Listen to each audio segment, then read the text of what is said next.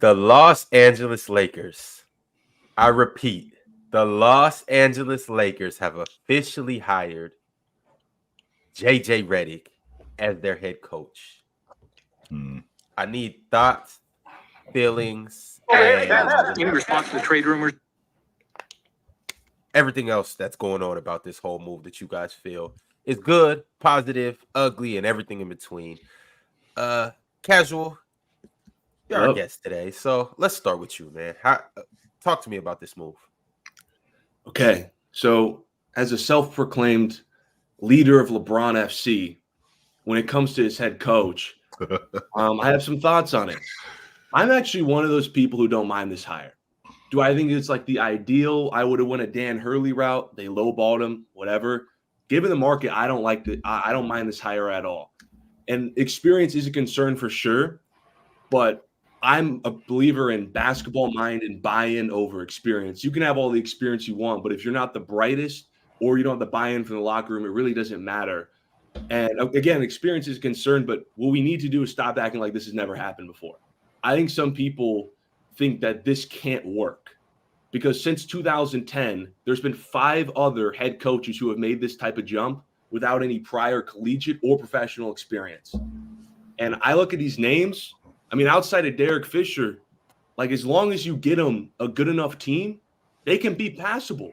Jason Kidd won a playoff series in his first year. Steve Nash won a playoff series in his first year. I know Steve Nash, everyone says Brooklyn was a disaster, but the same people who say Brooklyn was a disaster are the same people that say that same Brooklyn Nets team was a KD toe on the line for winning the finals. That's not bad for a first-year coach. And Mark Jackson won a playoff series in his second year. And then, of course, Steve Kerr inherited Mark Jackson's roster and went to 5 straight NBA finals in his first 5 years, including winning one in his first one. I'm not saying JJ Redick's going to go to 5 straight finals, but when I'm looking at these coaches, playoff series wins, path to championships, that's pretty good. And if you're the Lakers, when a playoff series win hasn't been guaranteed since the bubble, you got to take a chance on history. Not saying he's going to be like the next Pat Riley or whatever, but I would take that chance on history. So to put some context on it, could Derek Fisher have been Steve Kerr? Because Steve Kerr actually turned down the Knick job to coach the Warriors. He could have very well been Derek Fisher. He saw that Knick roster and decided that the Golden State roster was better.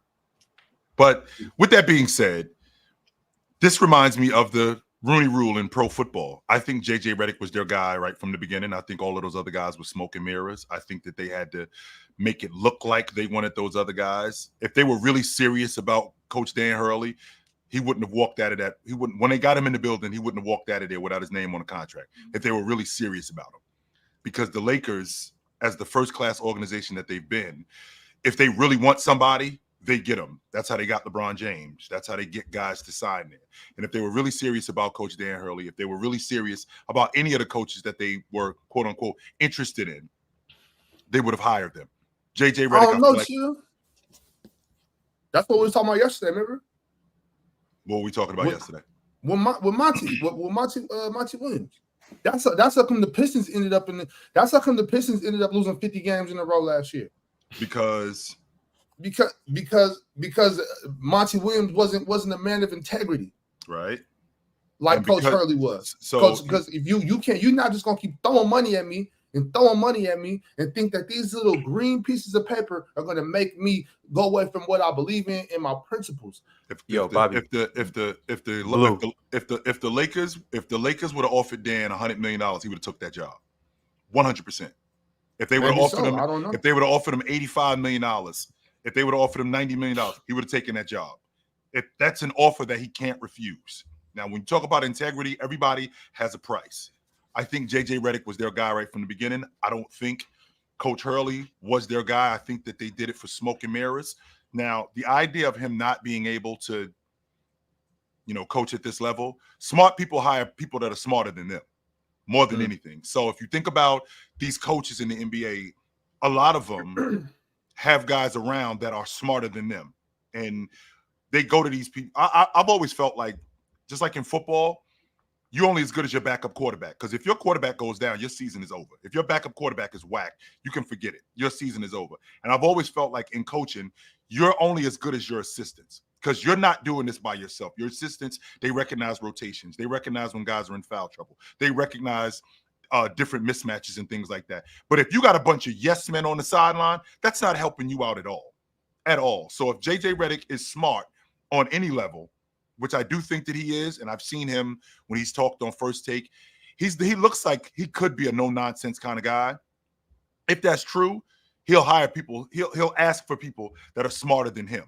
But to be quite honest with you, I think that this was all smoke and mirrors. I think that JJ Redick was their guy right from the beginning. And just like the Rooney Rule in football, they had to go through the proper channels and interview a bunch of other people just off the strength that they had to. Well, chill. A couple things.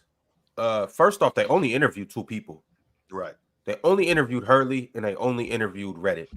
Right. Which I can kind of get with what you're saying, that Redick possibly could be their guy, but Right. clearly they only had 2 options that they were looking for. And you're saying that it might have just been Redick. They might have just used Hurley, but I think Hurley might have been a viable option as well. But also to go with what you said with his assistants. Mm-hmm. They're already saying right now that he's pursuing Rajon Rondo to be one of his assistants. Smarter than So him. that's Smarter than him as a basketball player. So that's one guy. Whoever else he's going to bring on, we don't know. But I know Scott Brooks. Scott Brooks is huge. Smarter than him. Okay.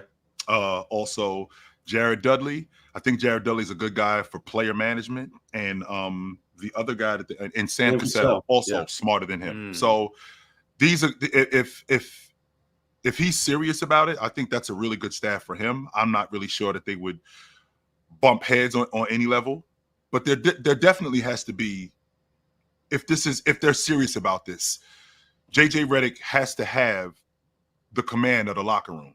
He can't just be a figurehead, because this is going to be a disaster if he is. This is their 9th coach in 10 years. Where's the stability with the Lakers? This is their 9th. Since Phil Jackson, they had 3 coaches in 1 year. 3 of them. The Lakers had 3 coaches in 1 year. They've had 4 coaches, including JJ Redick. This is their 4th coach in 5 years. What are we doing in Los Angeles? So if you guys are really serious about not just having a coach, but having some stability and being taken seriously, then JJ Redick won't be out of there in 2 years. Mars, what are your thoughts on JJ Redick?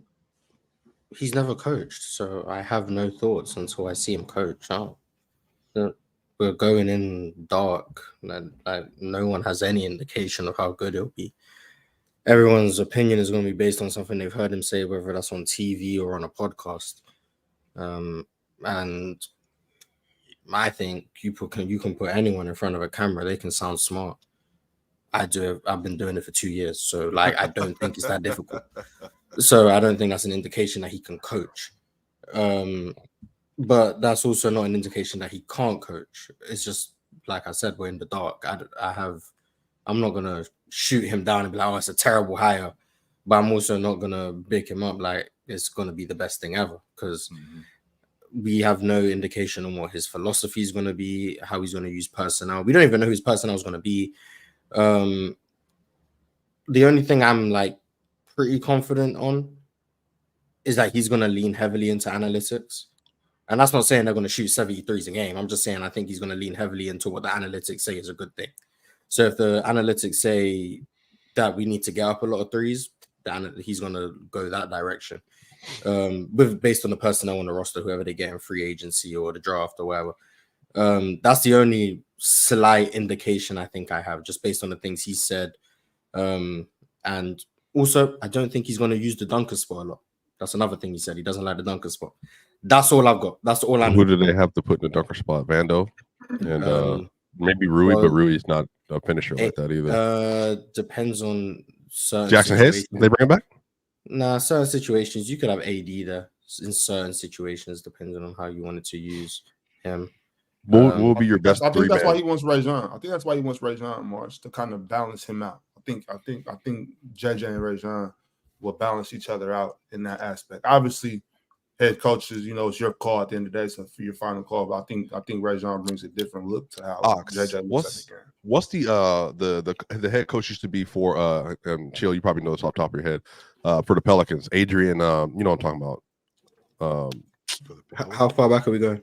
No, like I think this was like maybe 6 years ago. Adrian Alvin Gentry. Alvin Gentry. I was thinking about him. No. Oh, you mean as an assistant? Assistant? Okay, yeah, to get some. You don't like Gentry? Sure. Chill. No, it's not that I don't like him. No, I, as an assistant, sure, absolutely. Mm-hmm. I think for some wisdom. Yeah. Go ahead. He falls into that for me, and Mars and I have had this debate that he falls in with me with those recycling those coaches. Yes. Him, Mike D'Antoni, like the older guys, where there's some younger coaches out here who are a lot better. Now I can appreciate him for you to your point, Swipe, when you're talking about some wisdom, sure. I mean Gentry and if Phil Handy stays, getting Rajon Rondo. I think Handy's out. I think Handy's gone. I think Handy's gone. Yeah, he's gone. Yeah, he's not there. What about Coach Fizdale? Because I know they're done in Phoenix. Yeah, right? bro, he got a bad rap, bro. Like Fitz, people love Fitz, and he knows hoops really well. James loves Fitz in particular. Yeah, I like him because they're done in Phoenix, right? I don't know if he's on Bud's coaching stuff. I know that Darvin Ham's on Bud's coaching staff. No, Darvin Ham's on Doc Rivers. He's on Doc Rivers. Back in Milwaukee. I'm sorry. Because Fizdale was there with Vogel. Mm-hmm. So I don't know. Wait, is Handy for sure out, or is that just speculation? Andy was out when they fired Darvin Ham. I think that whole coaching stuff is gone. Yeah, everybody's gone. The entire staff is gone. Everybody. So he's got to build a whole coaching staff. Which there's a possibility they rehire him. Like if JJ likes him, they can bring back. That's kind of weird. I know it looks weird, but you fired me to bring me back. Nah, that'd be weird. They didn't necessarily fire him though. They fired technically they fired him, but they fired the coaching staff. Like it wasn't like they said in the report. Yeah, it wasn't me individually, but at the end of the day, you thought I wasn't required. That's awful though, Mars. That's like getting the ass whooping, and I'm getting the ass whooping for everybody because I'm with y'all. So maybe we'll take the job. But I think Phil Handy will get off. Come in and build an entire new staff. They don't want any other former assistants. They want the new coach to build his own staff. Right. If you could. If Phil Handy wants to be a part, if JJ Redick sees Phil Handy a part of his staff, he'll reach out to Phil Handy. For you, sorry, bro, what's your name? Casual. If you could build, like, say you're JJ Redick. If you're JJ Redick, you see how North Kinkle's down there? If you're JJ Redick, here we go. What would you want your staff to be like? If you could build like a design based on who you know that's available with like former head coaches, assistant coaches. Let's say nobody's gonna let you pull from their staff because that's what happened the other day with Dudley, obviously with the Mavericks. Yeah. Like the Mavericks are trying to hold on to him. If you can go from assistant coaches to coaches, the players that are available, who would you want to pull to your team? Well, I think there's no experience. I think there's two types of assistants that JJ Redick should want. I think number one, she'll kind of mention some names like the Dudleys and Rondos of the world, some former players to help, the in locker room relations with the players on the current team that can help them get in the ears of the players. Like, hey, this guy JJ, they can relate to the players more and try to, praise and build up JJ Redick on the player standpoint. But as far as like experience, that second coach would be like the Scott Brooks, the former head coach. I think JJ needs former head coaches in his corner. Because I think those first 20 to 30 games, especially as a Lakers coach, is going to be brutal. But your team will practice. He would need, and it's going to be rough. Rotations aren't going to be sharp. Might not call a timeout in the right spot. Might lose the locker room for a practice. Just having a former head coach who's been there, it can just be in his ear like, hey, you're doing okay. This is kind of what I used to do. Show him the ropes a little bit. I think like a Scott Brooks would be good. I don't know how many coaches are out there, though, that could be an assistant. I know Vogel's still out there, but would Vogel come? Well, Terry Stotts is Terry Stotts still out there? Because after he left the Bucks, is out there. Vogel oh my God! Coming. No, hell no. You don't like Stotts? Go ahead. What's the problem, Ox? I don't know. I just don't got. What's the problem, I don't got nothing good to say about Terry Stotts. Really? He was really good. My granny used to say, "We don't got nothing good to say." Well, nice. With Frank Vogel, they're not going to fire Frank Vogel as the head coach when he won them a championship. Well, wasn't Terry Stotts just the assistant coach in Milwaukee? Yeah, he was. He walked away. No. What happened was he threw a tantrum. He didn't agree with what I was doing. The article came out. What happened was he was in the meeting with the players. He was talking to Dame and Giannis, Darvin, and then Adrian Griffin, which is a part of the reason why they let him go. is Adrian Griffin was on the other side of the court and he was calling up the coaches. And then Terry said to basically call Terry over. Terry then responded. This was reported, by the way. Terry responded to him and said, I'll be right there, just finishing up a conversation.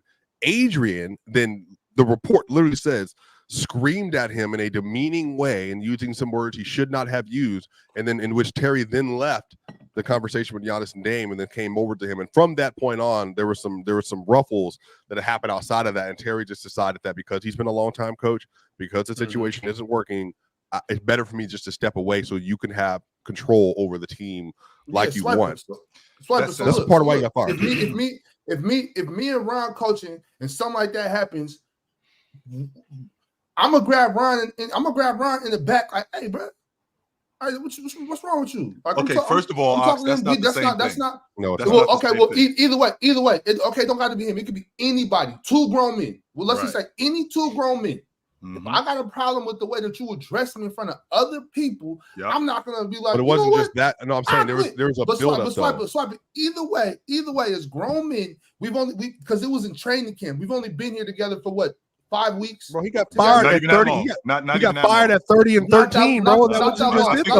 I think training camp had literally just opened up a week ago. Yeah, just opened up. So what I'm saying is, things happen. That's a part of the world that we're just getting away from. We're getting away from the fact that me and you get in an argument. We talk all the time. Yes. No, hold on, Swipe. See what I'm saying? This is prime example, Swipe. Prime example. You can't just be flustered and have to just get it off. Like, relax. Sometimes we got to understand that people aren't going to talk to us the way we want to be talked to all the time. That doesn't mean I need to go home and cry about it. Doesn't mean I need to quit my job. That means I need to address it and let you know, bruh, you're not going to talk to me like that in front of everybody. I understand that you're the head coach. I understand this is your show. When I'm talking, respect me. If you don't want me here, then let me go. I think if you respect me as a coach because I'm on your staff, let me do my coaching thing. We can talk about this as grown men. We've come away from the fact of us working out our disagreements,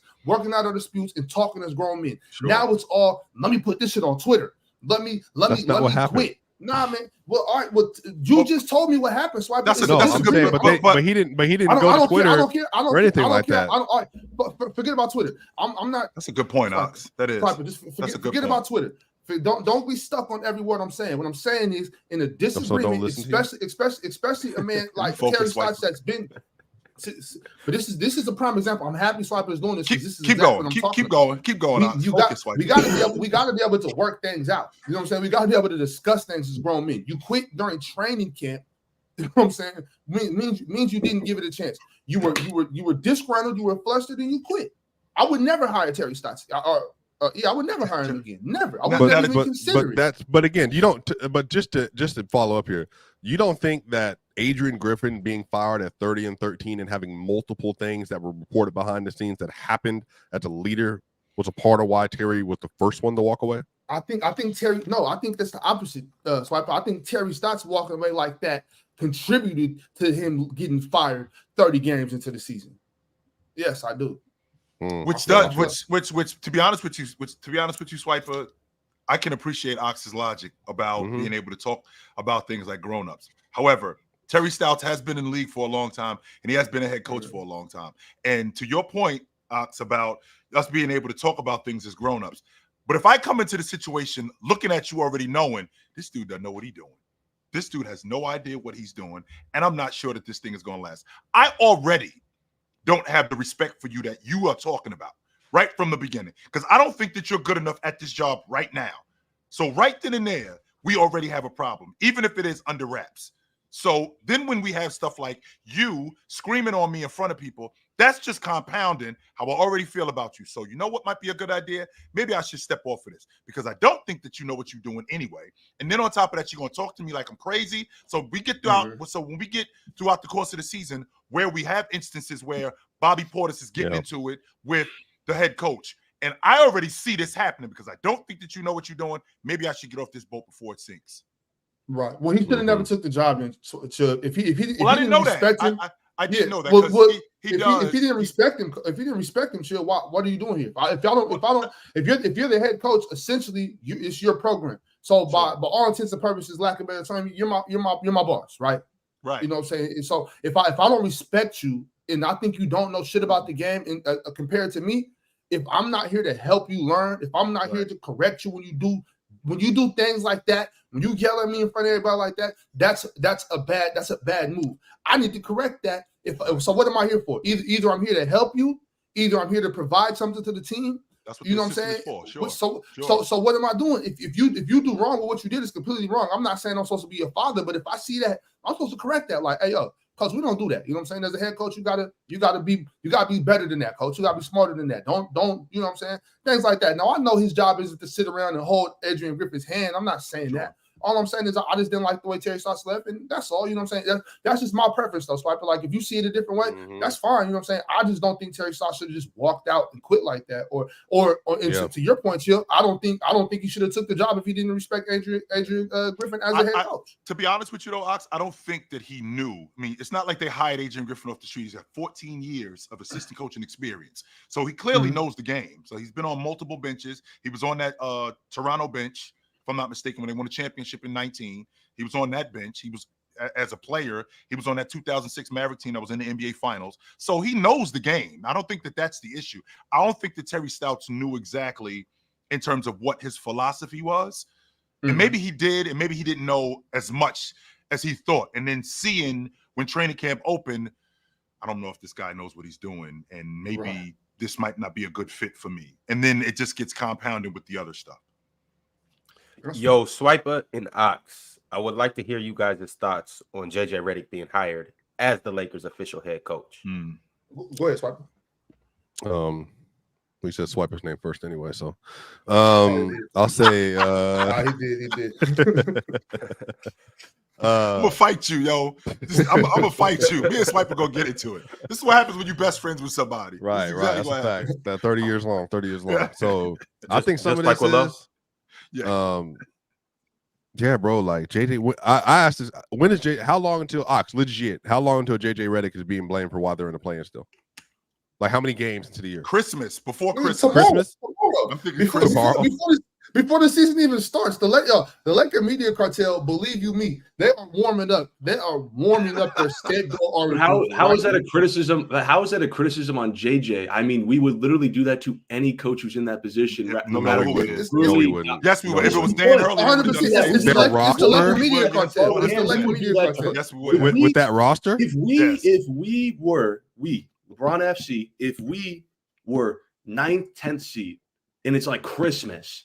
You know what people be saying? Oh, another all-time great college coach not really working out. Hire Mike Budenholzer instead. Oh, look, another ran-through underachiever not working out. Hire an assistant coach. Oh, maybe he was just not ready to be a head coach. I know how, I know NBA fans treat head coaches, and especially how LeBron and Laker fans treat head coaches. They would get blamed no matter who it is. I know JJ would probably get blamed a little more because it's easier to pick on JJ because he doesn't have the experience. I think any coach would get blamed if they were 9-10, no matter who you put down there, unless it's like Kerr or Spoelstra. Like, I even see Kerr get blamed this year. I even see Steve Kerr getting blamed this year. I even see Spoelstra getting blamed this year. So, but I think what I'm saying is with the Lakers, though, the difference is the Lakers have unrealistic expectations internally and externally, because what's going to happen is we're going to go through this offseason. They're going to add. Let me just throw a name out there. They're gonna get, well, even they get DeJounte or Trae Young, right? So let's say that happens. They're gonna get rid of Reeves, Rui, D'Lo, and they're probably gonna add, like, I don't know. They won't get Drummond. But Batazi, is that the Orlando Magic backup center? Goga. What's his last name? Oh, I don't know. I just call him Goga. Okay, I think it's Batazi. Somebody can. It's Batazi, but it's something like that. I just don't know how to pronounce it. Yeah. So if they got him or whatever, right? And then let's say their defense is still hot garbage because LeBron's not playing off-ball defense. Trae Young is getting cooked or whatever else. AD is, let's say he's doing whatever. You know, I think some of this is, I just think people are going to look at them and say they should be an outright contender. They should get in this. And even just to say they stay as is. They got LeBron and AD. They're going to be in a situation. They got 2 top 10 players, or according to apparently the Ringer, 2 top 12 players, which I think it's insane for LeBron to be 12. I think they're going to go into the season and they're going to say this team should be doing this, and this. But if they don't do that, I think it's more so relevant to the fact that their personnel It's just not as good as people are assuming that it is, the same way it was last year. And so on top of LeBron being 39 going into 40. So I think the thing is with JJ, my response to this was, I actually would have liked for JJ to go to Detroit, to go to Charlotte, to go to a team with a real young core that you can build with realistic expectations that they're going to suck for a while, but you can pour into young assets, whether it be LaMelo Ball and Brandon Miller and Williams, or whether it be Cade Cunningham and Jaden Ivey and Duran. Like, give him a young team to build up. Because again, bro, this is their 8th coach, I believe, since 2011. Their 8th coach. 9th. Like, that's, what is that? New York Jets bad? 9th? No, it's not. I think it's 9th. So that's what I'm saying. This is like New York Jets bad. This is like horrific. This is Adam Gase level hot trash with what they're doing. So I think a lot of this is, I want JJ to be able to succeed. I think he's very intelligent. I think he can be a very good coach. I just hope that the organization with Jeannie Buss, Kurt Rambis, and Rob Pelinka are going to give him the team, the runway, and the space to be able to build an actual team with realistic expectations. That's my hope for JJ. As far as team building goes, they signed him to a 4-year contract. And I think part of the reason why they did that is because they saw his vision. I'm not in the interviews, so I got to take what they say with a grain of salt. But they said in the interviews they like the vision first team. And he reached out to Anthony Davis. So I think part of that is they also see him as a post-LeBron guy. But I said before you got on here, you talked about him going to the Pistons to succeed better. I said first-year head coaches who have never, ever coached before at professional or college basketball, if they're given a decent enough team, they can win ball games. It's been like that since 2010. I mean, he gave Kidd, KG, Paul Pierce won a playoff series. Mark Jackson had Steph, Draymond, Klay Thompson won a playoff series in his second year. Steve Nash, say what you want, had KD, Kyrie, Harden won a playoff series. Could have went to the finals if KD's toe wasn't on the line. And Steve Kerr inherited Mark Jackson's roster. These aren't young guys. These are guys in their prime, and he won 5 straight. He went to 5 straight titles. I think JJ with LeBron and Anthony Davis, that's a good enough personnel to win games. That's a good enough personnel for him to go in and go to the playoffs. Do I think he's finals ready? Do I think he's a Pat Riley? No. But I think he would have lost. I think we don't know that, though. We don't, but I can't. We don't know that. Like, I think everybody's selling JJ short. Riley. The Lakers that's not about to get too wrong. It's too far to jump ahead. I didn't sell him at all. I got to be a little objective here. He has like the floor of a Steve Nash where he doesn't really know what he's doing, but he has like the ceiling of like a Steve Kerr, Pat Riley. Like, this is such a wait, Casper, why did Steve Nash not know what he was doing? I think Steve Nash got scapegoated over there. He did get scapegoated again because Kyrie and KD, I think, didn't. It's weird how it went down in Brooklyn because they wanted him. I was told that there was their guy. Oh, my camera thing went away. I was told that there was their guy, but then they don't treat him like their head coach. He's kind of like a guy on the sideline. He also isn't as committed. I don't think Nash was as committed as what JJ is going to be. I think JJ is going to be really committed to this job. Nash didn't want that job. He got talked into that job. I think JJ really wants this job. I don't think you leave the broadcast booth to go to Los Angeles Lakers just because. You mean I think he understands what comes. No, broadcast wiper. He was about to be mocked. He was about to be mocked. Yeah, he's still gonna be in the. This is 1 year. What are you talking about? He's it was 1 year. 1 year. 1 year. 1 year. He got more experience at a podcast than the broadcast. He gonna make a questionable timeout. He's gonna do a whole pod. That's what we here for. Hey, Mars, you better put that mic down. Between the 6 of us, who would make the best head coach between the 6 of us, Ox? Ox is the only one who. Obviously me. I'm obviously me. What? I'll coach circles around this whole. Okay, well, Ron, even if you do coach, I'm picking Ox in a landslide. Right. So. That's okay. Actually, you know what? Morris, you've never seen me coach before. Well, but you never seen us coach, but you selling them. But you won't sell JJ Redick, but you selling out. You know when I said like anyone can sound smart on the camera, JJ Redick at least has that going for him. Anyone? It's coaches that have sounded dumb and been nice too. It's players that have sounded dumb and been nice too. Name one coach who sounded. Name one coach who sounded dumb. Not every coach is media trained. Not every coach is a linguist. I'm not gonna lie. My defense would be way better than name one coach who sounded dumb. Mars, did we not just sit up here maybe a month ago and Ox had this game plan of putting Luka on the other end of the floor and playing 5-on-4? Innovation. We are getting innovation. I just wanted to try something new. Just wanted to try something new, chill. That's real cool. quick. This my thing. I might not be the best debater, but I get busy with a clipboard. That's all I'm gonna say. I get busy. You told us to have Tim Hardaway Jr. closing over Luka Doncic, bro. I'm not listening to you. Respect.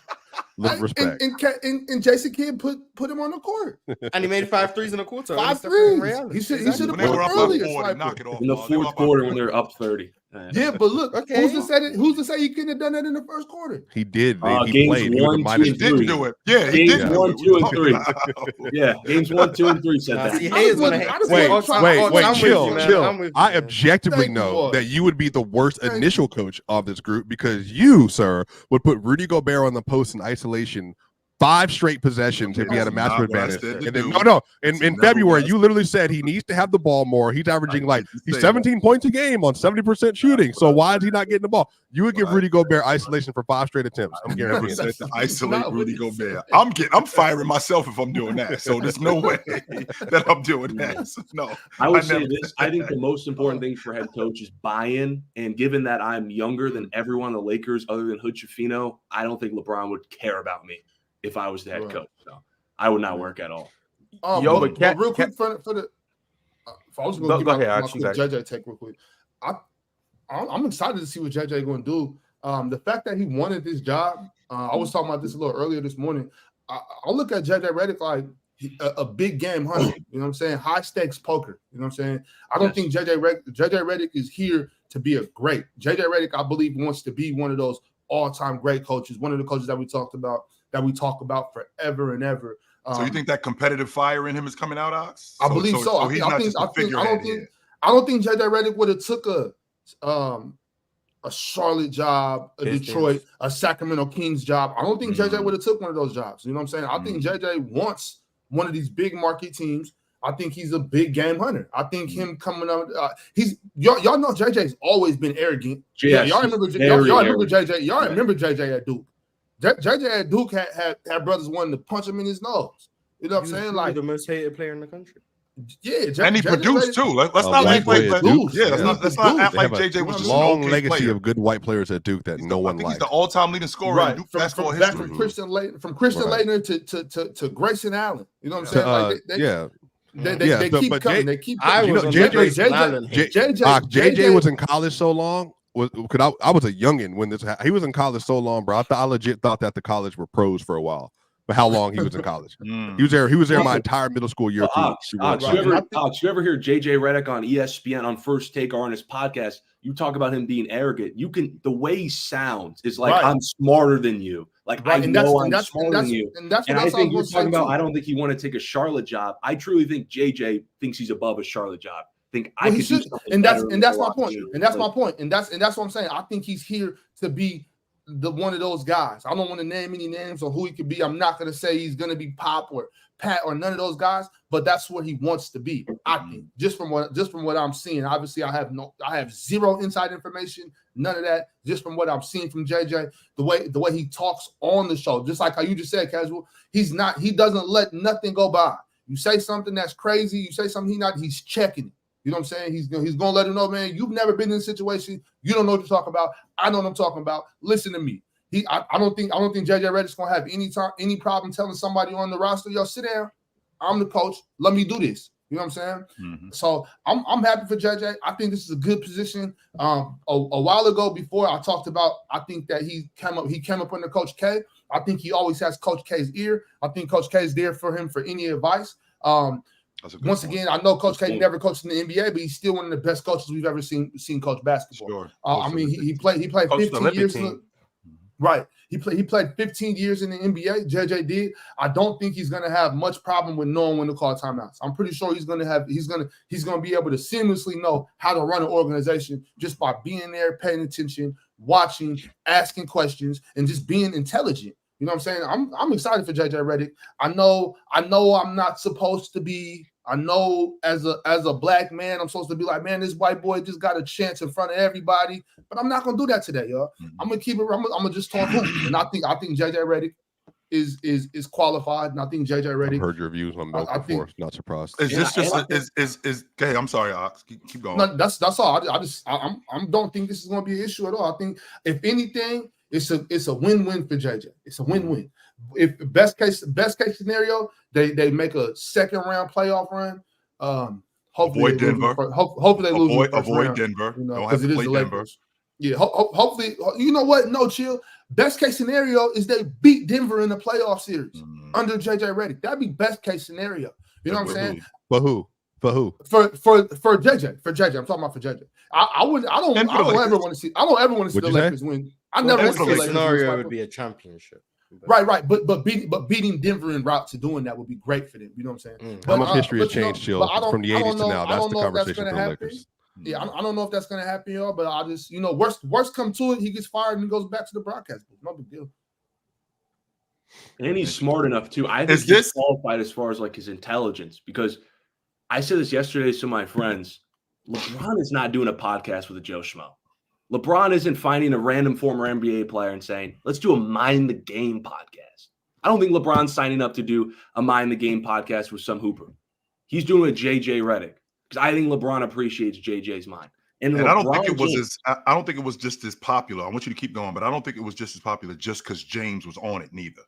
Yeah, I don't and think if LeBron James that was one of the main says, reasons. "I want to do a basketball talk, real basketball talk, like break down plays and actions with JJ Redick," what does that mean about how smart JJ is and what LeBron sees in him?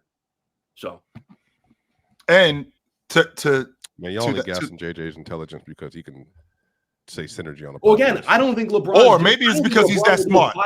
Maybe because he's that smart, Swiper. How about that? I heard him start bringing on defensive box plus minus and giving Shea defensive player of the year votes, but I don't think LeBron's doing a podcast with Joe Johnson. I think LeBron. Why? What does that? What does that mean? What does that mean? I think LeBron's crazy story. That's a crazy story. What a stray. What a stray. I don't like that, Casual. I did not like that. But I'm right, though. LeBron's not doing it to any NBA hooper. He sees a mind in JJ. All I heard him say is that he said he did it with a white man, wouldn't do it with a black man. That's all I heard. 2 days after Juneteenth. That's all I heard. Dude, okay. He's not doing a podcast with Luke Cornett. He's not doing a podcast with Luke Cornett, bro. So does this take away from? Does this take away from? Active. That's why. Does this take away from? Like, because we're talking about JJ Redick getting hired. Is this another ploy by James and Clutch Sports to have control over what's going on with the Lakers, or is this an actual good hire for the Lakers? No. A coach with zero coaching experience like literally, Chill, Ox, you have more coaching experience than JJ Redick does. No, yeah, that's ridiculous. No, of course not. Of course it's not. He coached his kids. Focus, Moss. I think towards for like Pee Wee though. I think Ox and Chill coached a little bit. We're not talking about Ox coaches kids, right? Yeah, but he's coached some high school stuff before. Coaching experience. What does coaching experience matter if no one cares about the head coach? No, but that's what I'm saying. Is you're asking if it's a good hire. It's a calculated gamble. It's a calculated gamble. That's why I brought in the whole podcast thing, because he has the buy-in of LeBron. LeBron likes getting coached. LeBron bought into Russell Westbrook too. He likes how he likes the coach's ideologies, like the coach's mind. That was a mistake, Swiper. Yes, it was. Y'all be gassing LeBron sometimes. I'm not gonna lie. My whole thing is that was 100% a mistake. I'm old enough to remember David Blatt. And that's a guy who was like the GOAT coach of Israel, had all the championships, had all the experience in the world overseas. He comes over, goes to finals, 20 games in the next season. LeBron's like, get this guy the hell out of here. I don't respect him, right? So it doesn't matter how much experience you have. Darvin Ham had experience. I don't really care about that. What matters is the basketball mind. Experience does matter, but I think experience can only take you so far. Because there's also very experienced guys. But the question he asked me directly was, is it a good hire? Statistically, no, it is not, because this has never happened before, and if it has, it hasn't worked out. Huh? It has happened before, Swiper. Where does Steve Kerr coach? But like the difference, these guys have worked in some capacity. Yeah, Steve Kerr was a GM. What about Jason Kidd? What about Mark Jackson? JJ Redick has been around basketball. Larry Bird. He's been around basketball and being. What about Mars? I get it, but like, that's what I said. But was Pat Riley a GM before he coached? Mars, how hands-on? Was Pat Riley a GM before he coached? Was Pat Riley? Yeah, GM before he coached. Actually, he's doing the same thing.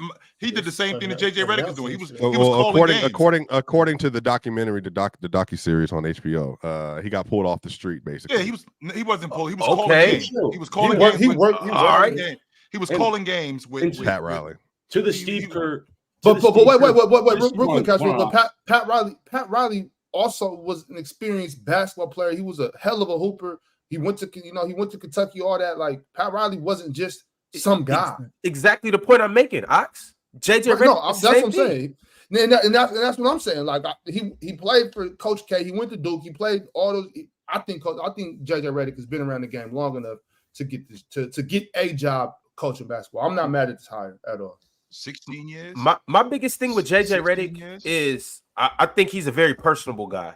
From what I've seen, he knows how to talk to NBA players. He's been around the locker room, so he knows how to communicate with other guys in the locker room and stuff like that.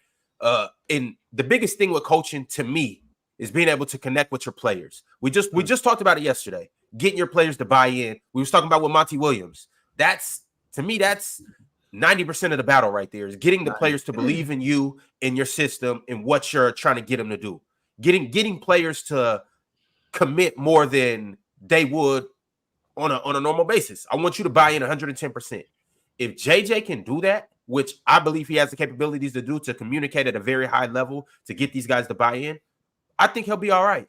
On top of that, furthermore, like how Casual put it, he's clearly here for more of a long-term stint than just to ride out LeBron's wave. So they're looking at him as somebody to be able to basically rebuild after Bron comes. And obviously the Lakers rebuild isn't going to be a traditional rebuild. They want to go from Bron, from having a championship level roster with LeBron to easing into another championship level with AD and whoever else is there. Thing about it is, I think JJ would be the type of guy that guys want to come and play with. I think if you got free agents out there, I want to go play with JJ because he's just a guy that I can respect and a guy that gives me the confidence to do what I want to do.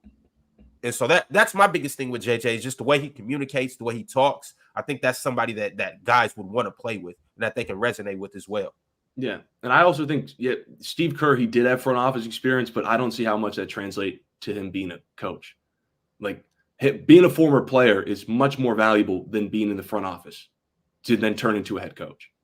So I think this has happened before. I think as long as you give him a decent enough team, and we've seen in the last 14 years, a first-year head coach with no experience, you give him a decent enough team, good chance he wins a playoff series. And I said the Lakers are a team where a playoff series isn't guaranteed anymore. So winning the playoff series is a success. Well, I don't know, Casual. It kind of depends to me because like this is something my mom used to say all the time when we would have like coaches coming up, and it would always be like, you don't just because you play ball, you obviously aren't going to be a good coach. But you got to have some type of experience to be on the sideline. Like at least play some JV ball, you know what I'm saying, or something to know what's going on that hardwood, right? So I can't really say if coaching is better than having front office experience or not, because as a head coach, you got to be a leader of men. You got to kind of know the structure of things too, and you can really. And also depends on your staff too. You can really rely heavily on your staff. Like how you were saying earlier, I agree with you on the experience thing not being too much of a big deal. But I think that's something that he can remedy with getting guys on his staff that got some coaching experience. So Rajon, he's a smart guy, but he's the same as JJ in that aspect. He's never coached, you know what I'm saying, at a high level. So I guess it's the same way. I think he has to rely on his staff for a lot of that coaching experience. But I was just more so talking about what you said, like what's more important, what type of experience is more important, like playing or being in the front office. And I'm not really sure how do we measure which one is more important. I think the two most important things is how smart is he, and does he have the buy-in of LeBron and Anthony Davis. First of all, you don't have the buy-in of LeBron and AD. It doesn't matter how experienced you are. You have 5 championships in Europe. You can be a 2-time champion as an assistant coach. The day LeBron rolls his eyes at you, boom, you're gone. How long does Bron be there? How much longer does Bron have? JJ right, that's the $1 million question, Ox. He might be there for 2 years. He might be there for 1 year. He might not be there at all. And I think if the Lakers, he might not be there. If LeBron wanted to win, he wouldn't be there. They interviewed this guy. Now, Jeannie Buss, Rob Pelinka, they're not the smartest people in the world, But they interviewed this guy, and if they truly believe that he is the smartest guy available, I don't really care about the experience. You just make it work. That's not how coaches are hired, though. Coaches are hired. I don't. It's been happening for a couple of weeks, maybe a couple of months now, and I haven't said anything. But I'm sick of this Genie bus disrespect that I've been hearing on this panel. Okay, I want to cut this out. What do you mean? I'm saying I'm tired. What do you mean? What disrespect? What do you mean? Clayton, can you explain? Like, I mean, the Lakers just went to the Western Conference Final last year. Gosh. They obviously they made the playoffs this year. They got beat, but what's up with the Genie bus strays? Swipe before you go any further in this, just so you know, that's his girl. So that's so I just want to make sure we're clear on that. My bad. I always have to remind myself that if I'm talking about a nightlife, Ron's always going to be biased. If I'm talking about a white woman, Ox is going to be biased. If I'm talking about an Ron's is going to be biased. If I'm talking about 1996 and earlier than that, Chill going to be biased. And I'm learning casual. Casual is biased towards perky hair with spray and gel in it and all that stuff. And you can talk well. Well, you know that's a good point about JJ Redick too. You know his look. JJ Redick's a young, charismatic dude, handsome fella. You know what I'm saying? Like he's good in 2024. Yeah, he's good for the sideline in La La Land down there. You know what I'm saying? He's like it's like when Pat Riley came through back in the 80s. You know what I'm saying? Smooth looking dude, nice hair. You know what I'm saying? Like. Right. JJ got that part of it too. Let's not act like that doesn't matter. You know what I'm saying? Let's not act like the next Women's History Month is going, instead of LeBron, going to be JJ sitting in the middle. Is that what you're telling me? No, he's not telling you that. Hey, I don't know. Yo, so I do want to put this out here. For those who don't know, this is LeBron's fourth coach that he's played against. With Darvin, obviously. JJ. Yes. No, played against. In his career, he's played against Darvin, Ham, Ty Lue. Who's the other one? Luke Walton. Luke. Yeah, okay. Yeah, I forgot. I'm sorry, Ron, if I cut you off. You good. You good. Keep going. Nah, that's just crazy though. So long story short, he needs to retire. Yeah. I've been on that train, Mars. He needs to be on the sideline with him. What is this dude still doing? You need to just give stop it. Chill. Stop it. He got more sense playing than Kobe did at the last 2 years. I can tell you that much. Can I just ask if you don't like JJ Redick and you would prefer the Lakers go another route, who do you believe they should hire instead? First and foremost, why did they fire Darvin Ham? How about that? Because he's bad. Because he's not. He was the scapegoat. Chill. No, Mars. It's not just. It's the elected media because he was bad. Okay. Chill. I'm almost sure they fired him because of Damo in some way, shape, or form. I'm sure. I thought they fired him because he was bad, but I mean, I guess. And I don't think he's good rotationally. I mean that 3-10 stretch after the in-season tournament was probably the worst coaching job as far as lineups goes I've ever seen in my life. You've ever seen? You didn't watch the Detroit Pistons last year? Yeah, he never watched. Okay, Monty Williams, Killian Hayes starting over Jay Nivey. But the fact that your three best players, not LeBron and Anthony Davis, are all on the bench at the same time for a stretch when you're losing, it's the most laughable thing I've seen. So why was Frank Vogel? So why was Frank Vogel fired on the Lakers? That's the case. I think there's too many. That one. I think Vogel. I think Vogel lost the locker room after that season because it went so bad, and they kind of scapegoated him because they wanted someone to fix the Westbrook situation. Even though they flipped the roster, a championship roster, they flipped it, and now it was primarily their fault. They did Vogel dirty. They thought he lost the locker room, and they brought in Darvin Ham. Because they didn't think Vogel could look at LeBron eye to eye. I think the whole point of Darvin Ham was to get somebody who can, former player coach, a man who can like step to LeBron eye to eye. That's what they thought Darvin Ham could do. And LeBron just started rolling his eyes at him. So, Was Luke Walton bad? Was Luke Walton worse than Darvin Ham? They were just young. They were just too young. Luke was too young. He was there to coach a young team. That was a mess. I'll say this. Let me say this. You asked a question. Let me answer it. Yep. The real reason, casual, quite fitting, is that they don't. It's the real reason that they don't have Dan Hurley right now. It's because they wouldn't pay him. That's all this comes down to.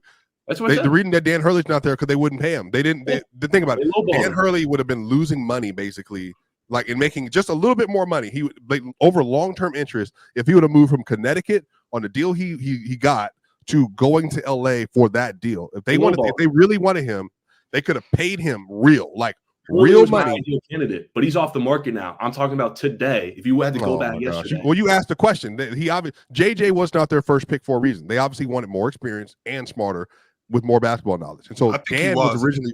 I think he was. I really think JJ was. I think he was their guy. I think those other guys. If they really wanted Coach Hurley, they would have paid him. If they really wanted him, the Lakers have never been. Have they ever paid a coach that much though? Have they ever paid it allocated near that amount of money? Even Phil Jackson, yes. I don't know if they paid him. He did with Dr. Buss was throwing a lot of money at coaches at a Dan Hurley level. I think Coach K, they try to make him by far the highest paid coach. Yeah, that was 11 in 2012, I think. Or what year was that? It was 2004, I think. And then that's what I'm saying. But it was 11 mil at that time. 79, the UNLV coach, they try to make him the highest paid coach in NBA history at the time. Yep. It's a Genie Bus thing. Well, I think that's what you have, but that's about where you are though. I think they could have given him something around 12, 13, 14, around that range, and then it would. I think it will probably higher than that, 14, around that range. They could have got him. So I think some of this is. Y'all need to stop pocket watching Swiper. She got money to blow. Don't worry about the dough. Don't worry about the bread. They're factually not even a top 10 wealthy family in the NBA, by the way. She's one of the poorest. Don't worry about my dough. They don't have that much money. They don't have that much money. Yeah. Y'all don't know what type of money they playing with. Y'all think because y'all. How do you know? How do you know? How do you know? How do you know? How do you know? Worry about what I'm doing. All I'm saying. How do you know? Where she flew you out to, Ox? Where she flew you out to, Ox? I ain't never been flued out yet. Never. I can't wait for these. I can't wait for these WNBA players to start getting that money. Yeah. Hence the term yet. Hence the term yet, Swiper. He didn't say he. I'm with it. Yeah, I'm with it. Chill. If let me see your demographic. I'll tell you right now. If an old girl from London Basketball says she wants to fly you out right now, you do it. No. What? No. You lying. Y'all the same age. Stop it. Who you talking about? If Regina Hall or Sanaa Lathan tried to fly you out, she was in either one of them, what you talking about? you would say yes. You would say yes. More Sanaa Lathan or Regina Hall. More Sanaa Lathan than Regina Hall. I'm what you mean more? Either one. One. I'm more into Sanaa. If Paula Patton called you right now, as single as she is, and said, "What's up, chill," you do it. Stop. I don't want to hear this. Matter of fact, if Helen Mirren called you right now, you say yes. I don't want to hear this. I don't know. If Helen Mirren called you right now, you say yes. Of the four women you just said, Sanaa is the top of the list. She's definitely my type of chick. Anyways, y'all pocket watching, man. She got. Hey, Ox, don't worry about my bread, Joe. Do your thing. Don't worry about the wrong thing. Don't worry about my dough. Get your hands out of my pocket.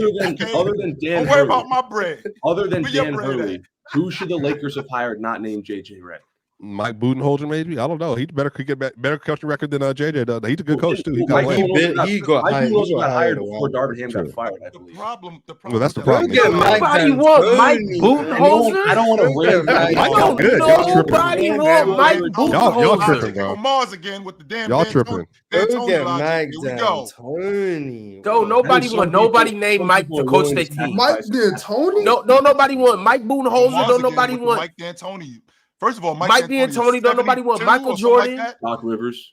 Well, chill. That doesn't mean too much. I mean, we got two 80-year-olds fighting for president right now. So I mean, 72. And they shouldn't be. Basketball. Did you see it? And real quick, we're gonna stay right with basketball. Did you see Joe Biden walk out to the podium and bump into the podium? Did you? And I can't even know what he was doing. This dude should not be. Like what's happening right now? So the same logic is going on with coaching. There's a convicted felon, 35 charges. There's the same logic with coaches when you're talking about there's a shelf life where there becomes a disconnect. So if I'm 74 years old, how do I really connect with a 22-year-old? How do I really connect with a 25-year-old? If I'm being honest, right? and I understand basketball is basketball, and the game has changed. It's gotten faster. It's gotten more athletic, right? It's gotten faster. It's gotten more athletic. It's gotten more wide open. The players are a lot bigger. But the game has changed, and these kids have changed. And I'm 72 years old. I'm 74 years old, and I'm trying to teach at the pro level on a day-to-day basis. I'm trying to teach a 25-year-old pro basketball at 75 years old. No. Well, on top of that, there's a shelf life. There's a reason why pilots have to retire at 60. You're too old to be doing this. Well, at that. Well, I mean, Ron, you gotta think too, because you gotta remember, like a lot of these guys, that are that age too, they weren't around. Like they started out when the superstars were making $700,000. You know what I'm saying? Like, that was a lot of money, Ox. That was a lot of bread. So now they're coming in with multi-millionaires that are 19, 18, 20. And, you know, at that age, you kind of, even at my age, you know what I'm saying? And I'm in my 30s. You know what I'm saying? I'll be like, man, these young dudes, they don't know what they're doing with all this money. They're arrogant, this and that. So you got to imagine when somebody twice my age is coaching these guys, and they're like, there's no way they can connect with these kids, bro. I don't think so. Or I get what you're saying, but it's no, go ahead.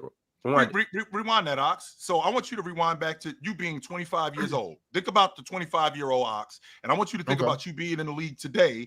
You're in the league today, and you on the books for $25 million. What is a 72-year-old dude gonna tell you? What is a what? What is a 72-year-old telling you? I mean, but chill. What's a 50-year-old gonna tell you then? If you one of those type of dudes, can't nobody tell you anything anyways. I'm glad you brought that up. You might be more relatable though. A 50-year-old, okay, at least you were around like a 72-year-old, like you older than my parents, you were around my grandparents' age. What am I? And on top of that, I'm getting so much money that I'm not really focused on you.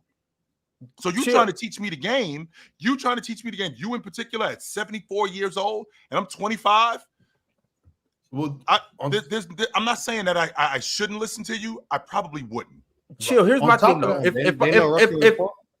If I'm trying to learn how to build a computer, and I got two different people trying to teach me how to do it, if I really want to learn how to build a damn computer, I'm gonna listen to it no matter who it's coming from. So this is my thing. Like if that kid, no matter how much money they have, no matter where they come from, no matter where they're at, if they want to learn how to hoop, they're gonna listen to whoever's teaching them, especially if it's a coach that has a good track record of helping people. Now, you might not want to listen, and if you don't, then you're probably not going to be as successful as either A, you could be, or you're just not going to be as successful at all. If you're willing to learn, if you're eager to learn, you're going to learn.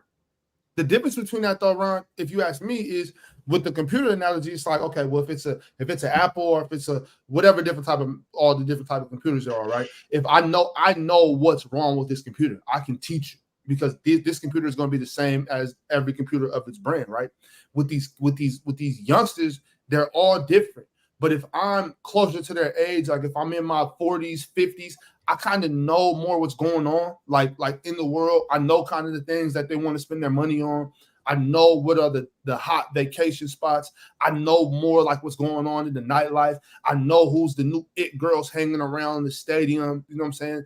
I know what y'all put. I know what y'all get what you're talking about. Relatability. I get what you're saying, but my thing is like we talking about between the lines. We're not talking about. Right, but see, Ron. That's the problem. Here's what I'm saying. You have to be able to. I get that, and that's why I said what I said about JJ Redick. I said he's a relatable guy, and I think people can buy into him. I get that, and I understand that all of that goes into play. Camaraderie is a big thing, even when you're playing with other people on the court. You can't if LeBron and AD didn't like each other off the court, more than likely they wouldn't be that as good on the court. I get that, but at the end of the day, though, you got a job to do. Your job is to listen to your coach and go out there and execute what he's teaching you. Right, but if he's teaching you good philosophies and principles, you need to go. You need to listen. But you know for a fact that that's just not how it works, though. It's not. Kobe Bryant and Shaq especially it's a way different thing. Kobe Bryant. It's a way different thing from. My bad. Go ahead. You good? It's a way different thing from my teammates and my coach. You know what I'm saying? It's like just should be more respect for your coach.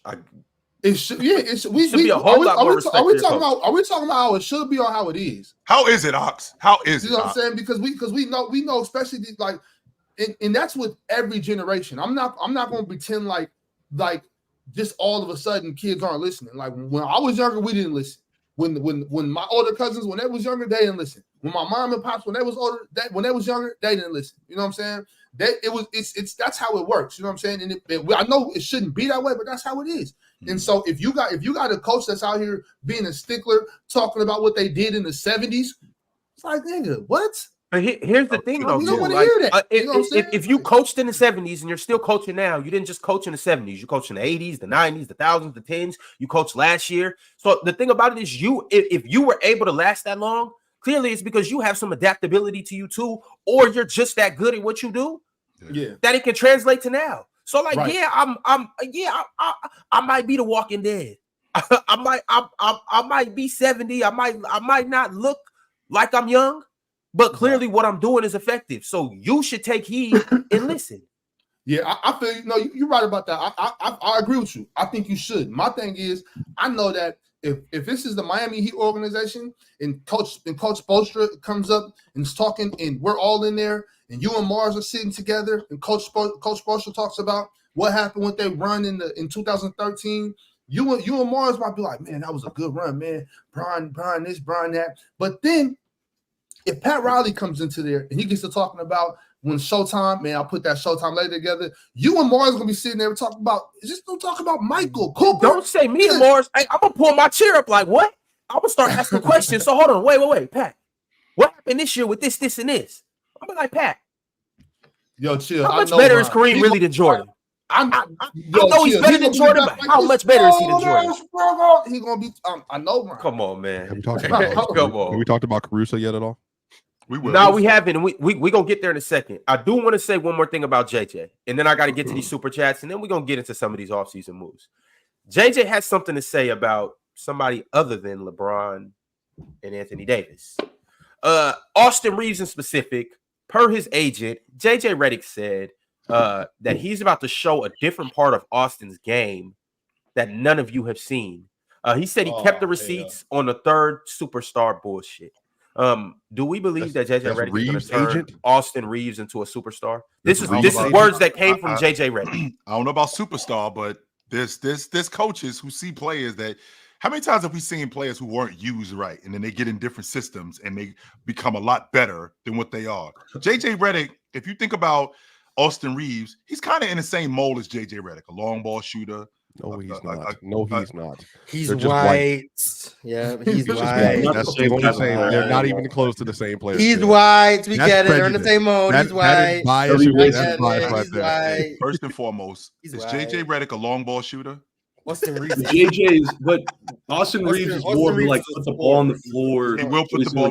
So if you let me finish, he's more in the same mold. He's more in the same mold as JJ Redick as a long ball shooter, which is what I was about to say. Well, hold on, no chill. Hold on, no chill. Because wait, hold up though, right quick, chill. Like we look at JJ Redick in the league and say he was a long ball shooter. JJ Redick at Duke was not just a long ball shooter. He was a scorer. Like, he started on the 3-point line, but he's the all-time leading scorer in ACC history.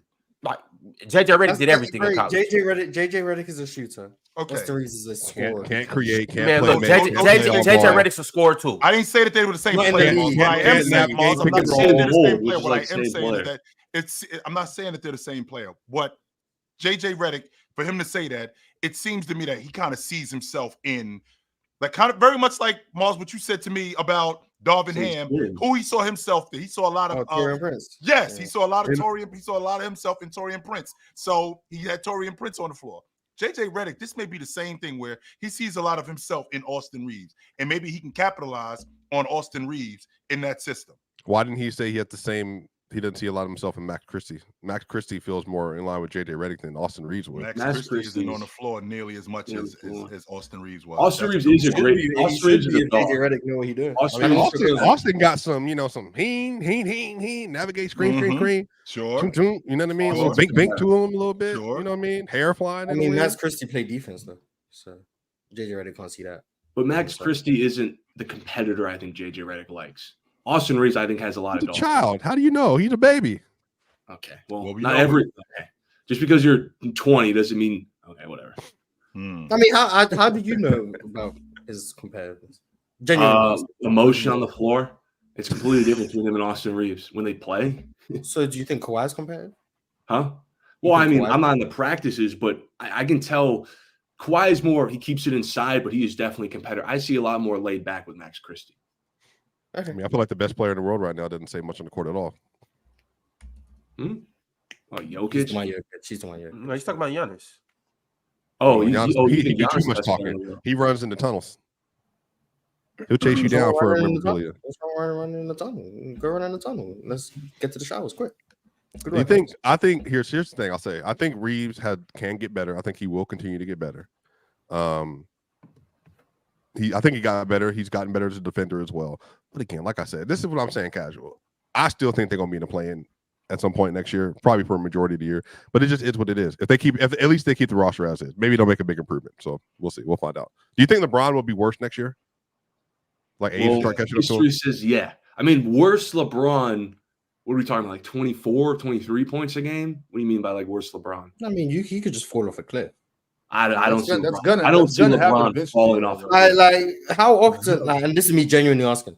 How often is it a steady decline where you just gradually get worse? Is it not just one day you're great and then all of a sudden you're just a different player? Well, I feel like we had this conversation in like 2019, and look where we are.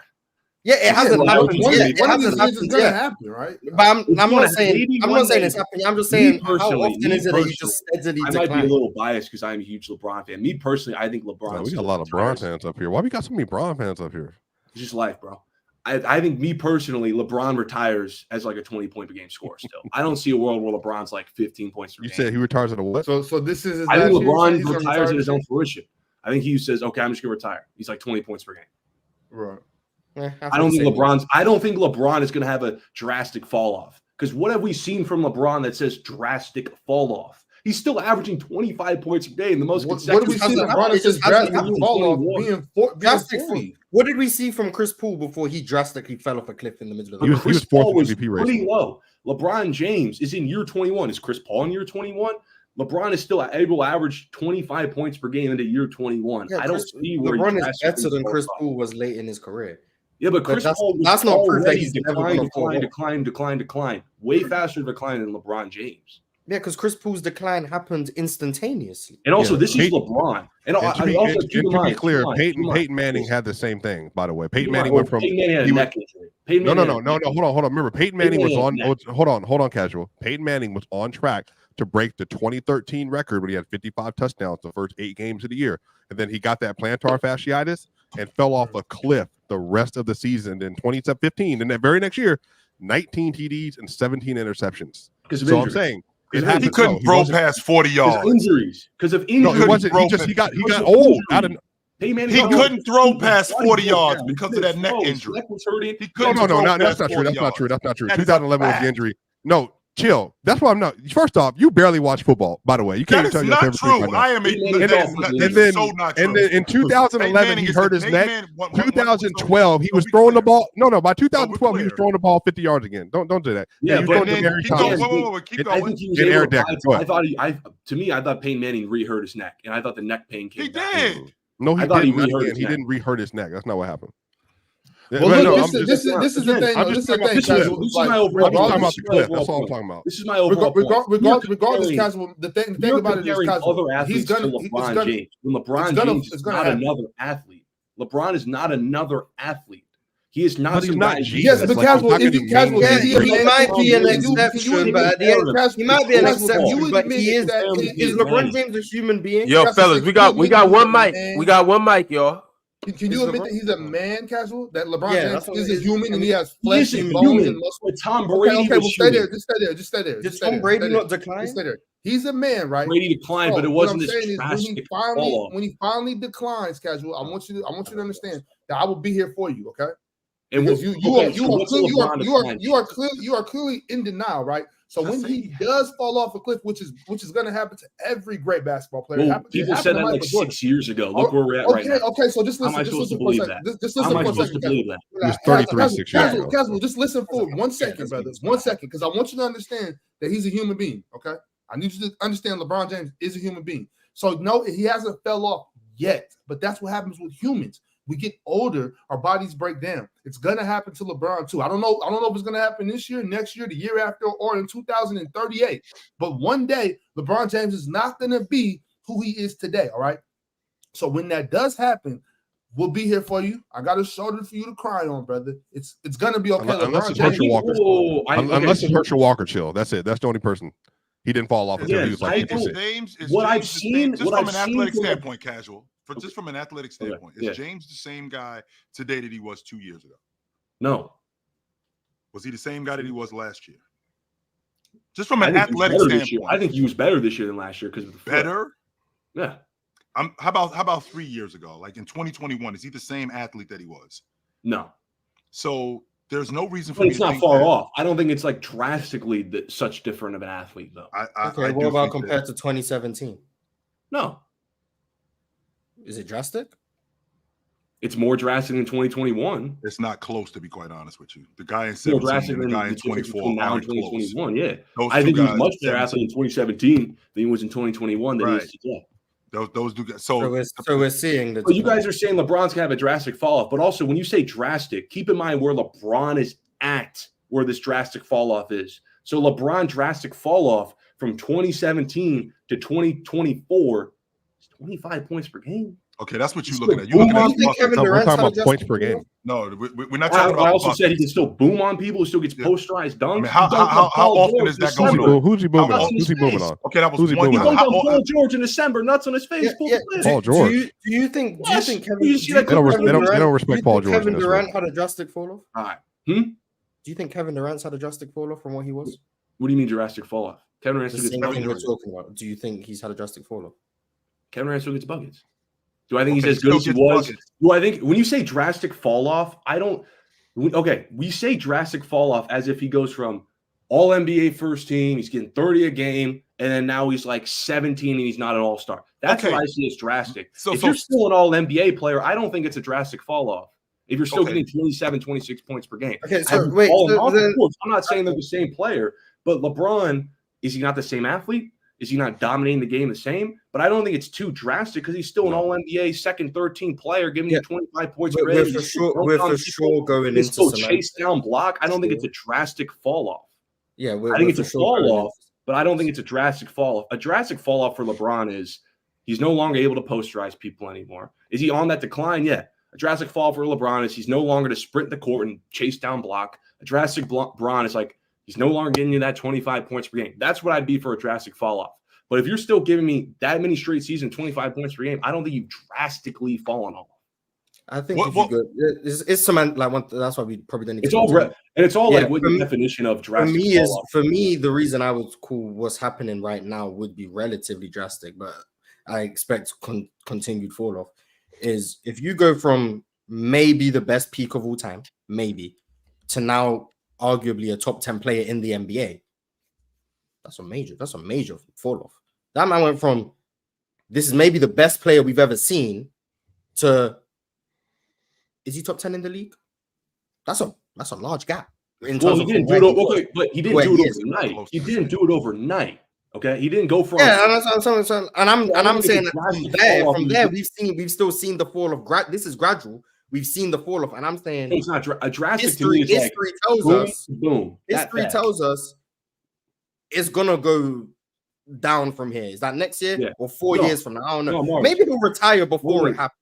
I want to clarify something. History will tell us it's probably going to happen. I do 100% agree LeBron is falling off. He is declining. Athletically, he doesn't jump as high. He doesn't run as fast. He is piling up more injuries than he ever has. He doesn't affect the game as dominant as he used to. See some stamina issues. I get that. He is declining. But I think our definitions of drastic fall off is a little different because when I say drastic, I hear overnight, this huge fall off. One season, you're 20 points per game. You're an all NBA guy. The next season, you can barely get 10. And you're like a rotational. That's when I think of like drastic fall off. Is LeBron that's what I'm saying. I think it's I'm not saying that's happened already. I'm saying he's falling off right now. But wouldn't it be drastic is what's to come? Okay, so I think LeBron retires. My point is, I said he might retire before it happens. I think he retires before it happens. And I wouldn't argue. So what's a drastic fall off with James? What's drastic? Less than 20 points per game. Can't really move. Can't jump, can't barely jump anymore. That would be a drastic fall off. Like dunks look hard for LeBron. Like dunks, he can't get as high. He can't posterize anyone anymore. That would be a big fall off. And it'll be overnight. The drastic fall off for LeBron would be like he's 25, all NBA third team this year. Next season, he's barely 20. He can't move. Like that would be a drastic fall off. Chris Paul post birthday was a drastic fall off. Kobe post Achilles was a drastic fall off for reasons we understand. I'm not holding against him, but for reasons we understand, that was a drastic fall off. You could say KG post meniscus. KG, I can bring a KG too. Yeah, like those are drastic fall offs. And just to clarify, I'm not saying LeBron has already drastically fell off. I'm saying he's falling off and has been for 5 or so years. And I think the drastic is yet to come. And either he'll retire before it happens, or it's almost guaranteed to happen. Just he'll be 40 December 30th. So. Yeah, like I'm like, just because it hasn't happened yet doesn't mean it's not going to happen. Tom Brady had it out of nowhere too. Yeah, I think he's falling off. I don't think it's drastic. And again, I think he retires before it becomes drastic. Yeah, and if he just gradually, just steadily declines and then goes out and still like a top 25 player, shout out to LeBron. He'll be the only player I think who's probably done that. LeBron takes too much care of his body to have a drastic fall off. It would have to be a major injury for LeBron to have a drastic fall off. I mean, the older you get, that's also more likely to. Yeah, it is. But I'm not going to predict LeBron's going to pop Achilles. I'm not going to predict that. Well, yeah, no one's trying to predict that. Kareem had a drastic fall off. From like 82 and then like to 85 and then 85 to 87. He was just rough. 87, he still got busy.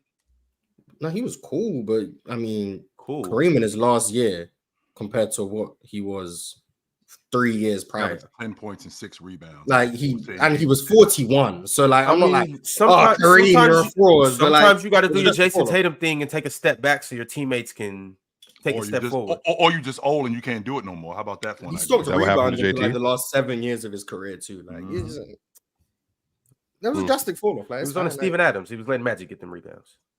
You get to a certain age, like it's gonna happen. I'm not like holding it against you. Like that's life. You're human. All right, fellas, we got to get to these super chats, and I got to salute to everybody that's liked the video, everybody that's in here for the first hour. We paid our respect to the Laker Media Cartel for the week, so we are clear to be back next week. Shout out the Lakers. Shout out JJ Redick. This should be an interesting summer, so we'll definitely keep a close eye on what's going on over there. Shout out to our members. Subscribe if you haven't subscribed yet. And with that being said, with no further ado, we are going to move on to the next topic via Super Chats. So you guys do know it was a major trade, but I'm going to read these Super Chats and we'll get into it because you guys have alluded to it heavily in these Super Chats. First, I do want to shout out our members. Ridge-Matic became a member. Shout out Ridge-Matic. And Afro sent through an empty super chat, but appreciate you for tapping in, Afro. Appreciate you for being locked in. With that being said, OBG Kenobi has been a member for 8 months, and he simply said Sam Presti is the GOAT GM. He was getting hate because he didn't make a trade mid-season. Now he's the GOAT. Hey, Margie, you know how that go. You only as good as your last move. Nice. Ayo Martinez has been a member for 6 months. He says, salute the panel. Y'all the GOATs. Is there any way we can watch the previous playback streams, like the last hour of some of the panel or open gym? Yes, Kyle. In fact, you can do that. You just have to join the all-star tier of our membership. As long as you're an all-star, you get access to, all the all-star perks and whatnot. That includes previous playbacks. That includes open gyms when they're on playback and a couple other things too. We have some good content behind that paywall. So join that all-star level tier if you haven't, or just become a Hall of Famer and you'll have access to all of that stuff. Speaking of which, shout out to Kendall Daniels, shout out to Dorian Clayton. Those are our honored Hall of Famers. I'm assuming we'll have another Hall of Famer here very soon, and you guys will get a shout out as well. Speaking of open gym, you guys seen that scene in Coach Carter where he locked up the gym and closed it down and nobody was allowed to come in? All y'all do was today. Out. Today the locks are on the gym. There will be no open gym today, unfortunately. Yeah, we got shut down. We was watching Anthony Bennett highlights on open gym yesterday. We got shut down till further notice. I mean, it's on me. My fault, guys. I was trying to show that Anthony Bennett had a future in the league. I was just about to ask, Mars, what did you do? Yeah, we was watching Anthony Bennett. It wasn't even highlights. We were just watching Anthony Bennett, and I guess, man, put us in jeopardy. So we'll be back. We'll be back Tuesday, regular scheduled programming. Hopefully, gotta do my negotiations. Tell him I won't do it again. We'll be back. In our defense though, before he got drafted, Anthony Bennett was dope. Yeah, he was cool when he was physically stronger than everyone in college. Yeah, got to the league and didn't have those advantages then when he was cooked. But he was good in college. Yeah, he would have. He should have been a lottery pick. Like without hindsight, not the number 1 overall pick. That's all. He should have been a lottery pick. Anyone who says otherwise is talking in hindsight. He should have been a lottery. Also, speaking of playback, fellas, in about 40 minutes, we are going to head over to playback. It's an audible, fellas. We're making a quick audible. We're going to head over to playback and finish our last hour of the show on playback. So make sure you click this link right here. It's at the top of the chat and join us. And once again, about 40 minutes, we'll be over there.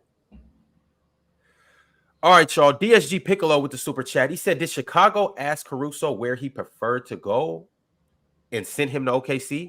It just doesn't make sense to not even get a first. Blazers sent Drew to a team he preferred and possibly got less than they could. I think that's possible, but I also think, and I'm not saying I agree, but I think it's possible Chicago just value Josh Giddey higher than the consensus does. They did. Maybe they view Josh Giddey as a valuable asset. And I want to make it clear, he didn't work in OKC. I've been saying this all year. OKC had to trade him. Everyone, I think, should have been on that page. But that doesn't mean he's a bad player everywhere. If you're willing to build with him, build for him, I guess, in a sense, he can be a valuable player. He can rebound very well for a guard. He can pass very well. You now got to try to get some spacing around him, and Chicago have no spacing. But he can be a valuable asset if Chicago think they can build around him correctly. Now, I don't trust Chicago at all, but I can understand a team like Chicago viewing him as a valuable asset. So maybe he just had more value than the rest of the consensus viewed him as having, and that's why he didn't get a first round pick. But do you think Giddey is worth building around? And I think that's why a lot of people question. Yes. I don't. You do. Building around, no. I think he can complement someone you want to build around. Because they view him, because Lonzo Ball's gone. Lonzo's gone. They view him, I think what they say, all-star potential point guard for the future of their team. Eastern Conference? He can be their point guard for the future. Yes. If he averages 21, 8, and 8 next year, would you be surprised? Surprised. They're going to win 7 games. Surprised. Well, we don't. First and foremost, we don't know what they're going to do, and I don't think that they should stop with Alex Caruso. I think that, with the exception of Vooch and Kobe White, it should be a fire. They said that they're actively looking to trade DeMar DeRozan, which that's no surprise. Oh, they're trading DeMar? Yeah, DeMar's. Oh, I didn't know that. I knew they was shopping Levine. I didn't know they was trading DeMar. I think they're trading everybody, Morris. Vucevic? DeMar's a free agent, right? Yes, he is actually. DeMar's a free agent? And they extended him? I thought they extended him, and we was Chicago don't know what they're doing. I'm gonna check because Ron be lying to me. I'm gonna check. But I know one other thing too. Though they said that they've actively proposed 15 trades for Zach LaVine. He is a free agent. They have actively proposed 15 trades for Zach LaVine. So, Ron, there was a deal on the table during the season for him to go to Detroit, and he decided to get surgery because he was not going to play for the Detroit Pistons. Can you blame him? So that deal. Looks not like Chicago's any better. But with that being said, with the exception of Vooch and Kobe White, I don't understand why this whole thing doesn't get burnt to the ground. Your infrastructure was based on Vooch. You would keep Vooch. I'm packing Vooch up too. Yeah, he can go to the Euro. He can go to the Euro League. He can go to the Euro League. Terrible defender. Good thing about it. If Josh Giddey's going to be on the, if they have Josh Giddey on the roster and Kobe White, they can't have Vooch on the team. All 3 of them can't play together. That's impossible. What's your issue with Vooch? Because Vooch is actually a good team defender. All three of them together would be maybe the worst defensive trio in the Eastern Conference of any team that's like even mid-level. Depending on who you put around them. Depending on now, you're not going to get that's they're not even mid defenders. They're bad defenders. They're one or two defenders are not going to save an entire team of bad. That Caruso Alonso made it happen, but you know. Yeah, but it was Caruso, Lonzo, and then they had the number one DeMar and Vucevic. Yeah, I'm saying it worked, but I think that speaks to Lonzo and obviously Caruso. So what they have to do is just find another Caruso. That was a limited sample size too. I mean, I was also hoping that they would be able to maintain that. It was like 40 games. Half a season. That was. Yeah, I mean, I'm high on Josh Giddey. Always have been. I just don't think he plays good. If you got SGA, you can't have Josh Giddey. I agree. That doesn't mean that that doesn't mean that he can't play. And right. I think he could be a viable piece. It's interesting that we bring that up, but keep going on. Remember, I was talking about that just a week or so ago with the Suns. Like if Josh Giddey was on the Suns, you know what I'm saying? Like that's instead of Bradley, that'd be a great place. Yeah. Well, I had to take somebody off and pick Brad. And obviously, I think Brad's better than Josh, but just for basketball's sake, I think Josh Giddey would fit in there. Josh Giddey is a hell of a basketball player in my eyes. I know that's why I said it. I like this trade, but it still didn't address their biggest problem. I do like this trade, and I like this trade off the strength that it does bolster their defense on the perimeter. It still didn't address their biggest problem. They got a front court issue. That's their problem. And the fact that they still get to keep their number 12 pick, that's the biggest deal. Because if you think about the 12th pick, if I'm not mistaken, Derek Lively was the 12th pick last year. Oklahoma City had the 12th pick 2 years ago. They got J-Dub. PJ Washington was the 12th pick. Who else am I thinking about? I think Miles Bridges was the 12th pick in the draft. So with the exception of over the last 5 years, with the exception of Josh Primo, who was a whack job in San Antonio, with the exception of him, the 12th pick has actually been, and Sam Presti has been, the Oklahoma City Thunder have done a real good job in drafting. The problem is that they still haven't addressed their front court issue, which is rebounding and rim protection. Don't get me wrong. I do think that Chet has done an amazing job and has pushed them over the top in some aspects. They still need some help on that front line, though. Now, with having Lou Dort, we got the assets to get Lauri Markkanen. Don't worry, we still going for it. Mars, Mars, stop entertaining this. I'm sick of Mars with this Lauri Markkanen stuff. I'm sick of it. That's the move. Maybe getting Alex Caruso. What's stopping them from getting Alex Caruso, though? I mean, from getting Lauri Markkanen. Danny Ainge is not giving Alex you Caruso Lauri Markkanen. Was their way to free up some of those other guys, like, unfortunately, J-Dub and Lou Dort, in that package to go get Lauri Markkanen. We got Case on Wallace, we got Usman Jang, we got a bunch of picks. We can maybe throw Lou Dort. I don't really want to, but maybe. Well, you would throw J-Dub. I got AC. I ain't throwing in J-Dub. He said J-Dub. I ain't doing for Lauri Markkanen. Lauri's better. But wait, Mars. No J-Dub, no deal. Oh yeah, obviously we're gonna have to negotiate. I'm of the belief. We might have to get a third team. You're not gonna fleece Danny Ainge. You're not gonna fleece. Yeah, we might have to get a third team involved. I'm of the. Okay. I'm with that. What was I saying? Or you can take some free agent money, Mars, and how about you get a dirty work guy? How about that? Oh no, I'm trying to get Hartenstein in free agency too. We're trying to do that, which is what we talked about months ago. I'm trying to get Hartenstein in free agency, and I'm still trying to get Lauri Markkanen. We go for Hartenstein in free agency. We draft Deron Holmes with number 12. No. And we get Lauri Markkanen, and then we win the chip. Who you drafting at number 12, Mars? No, he's not. They're not taking him that high. They're not taking him that high. I'm trying to beg that he's going to Denver. He ain't going Denver. He's going 12 to Jane. I think Jane's Saloon would be perfect from Cholet. I think he'll be perfect for that slot. Oh yeah, let's take another project. Why would we do that? No. Yo, but swipe it like I hate to be childish here. I hate to be childish here, but like Chill mentioned somebody like. Could you imagine pulling out on your therapist in the middle of a session? Yo, come on, man. We're talking about in the middle of a session. It's a straight whack job. Just pull out on your therapist. Middle of a straight session. Whack job. 100% whack job. I was confused. I didn't know where that. I got you, Josh Primo. Out of here, bro. What? Yeah. Are you insane? Yes, actually, as a matter of fact, Oxy is. Yes. Yes, he is. Wow. That's why he's seeing a therapist. And it's not working, clearly. And it's clearly not working. So, no. Yo, I want to get back to OKC, though. How do we like the addition of Alex Caruso? It's wonderful. It's amazing. Wonderful. Is this the best move they could have been? And is this the best case scenario for Alex Caruso? I mean, there are better situations, but I think I like Alex in one of the Caruso later situations. It's a pretty good. Yeah, so Shai Gilgeous-Alexander, Alex Caruso, Lou Dort, J-Dub, and Chet are your closing lineup potentially right now. It's too small, but that's why not versus everybody. And just move Lou Dort out. Yeah, too small. I think that'd be great. I think if they can make the Lauri move, then do it for sure. But I think Caruso's going to be an absolute menace as a screener. Mars, what do you think? Really quickly, Mars, what do you think Lauri's going to cost? Because if you think you're gonna hand me over a bunch of picks and a bucket of extra crispy with the what I think you are on crack. If you want to make it, if you want to make it a 2-team deal just between OKC and Utah, I think OKC can afford to take on the extra salary, so the money doesn't really have to match. Okay. So you give up Case and Wallace reluctantly, but you got to give up some of your young assets.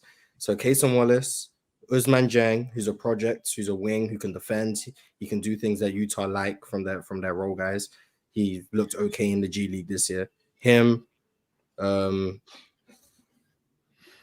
bunch of picks. I don't know how many picks OKC actually have, but however many you have, 15. I think they have 15. Lowry is on an expiring, if I remember correctly. 8 of them are ones or some nonsense. So if Lowry's on an expiring, I think you can give up 3 ones. Kayson Wallace, Ousmane Dieng, a couple swaps. Maybe some swaps down the line, maybe. And that should be enough to get it done, considering he's on an expiring. Now, if you want to get a third team involved, I'm saying Lou Dort to Milwaukee. Yeah. Ajax, Andre Jackson, and Marjon Beauchamp to Utah. Kayson Wallace to Utah. Picks to Utah. From OKC, Milwaukee's not giving up picks. They're giving up Marjon and Ajax for Lou Dort. Y'all trying to fleece Danny Ainge. That's what it sounds like. I'm giving them.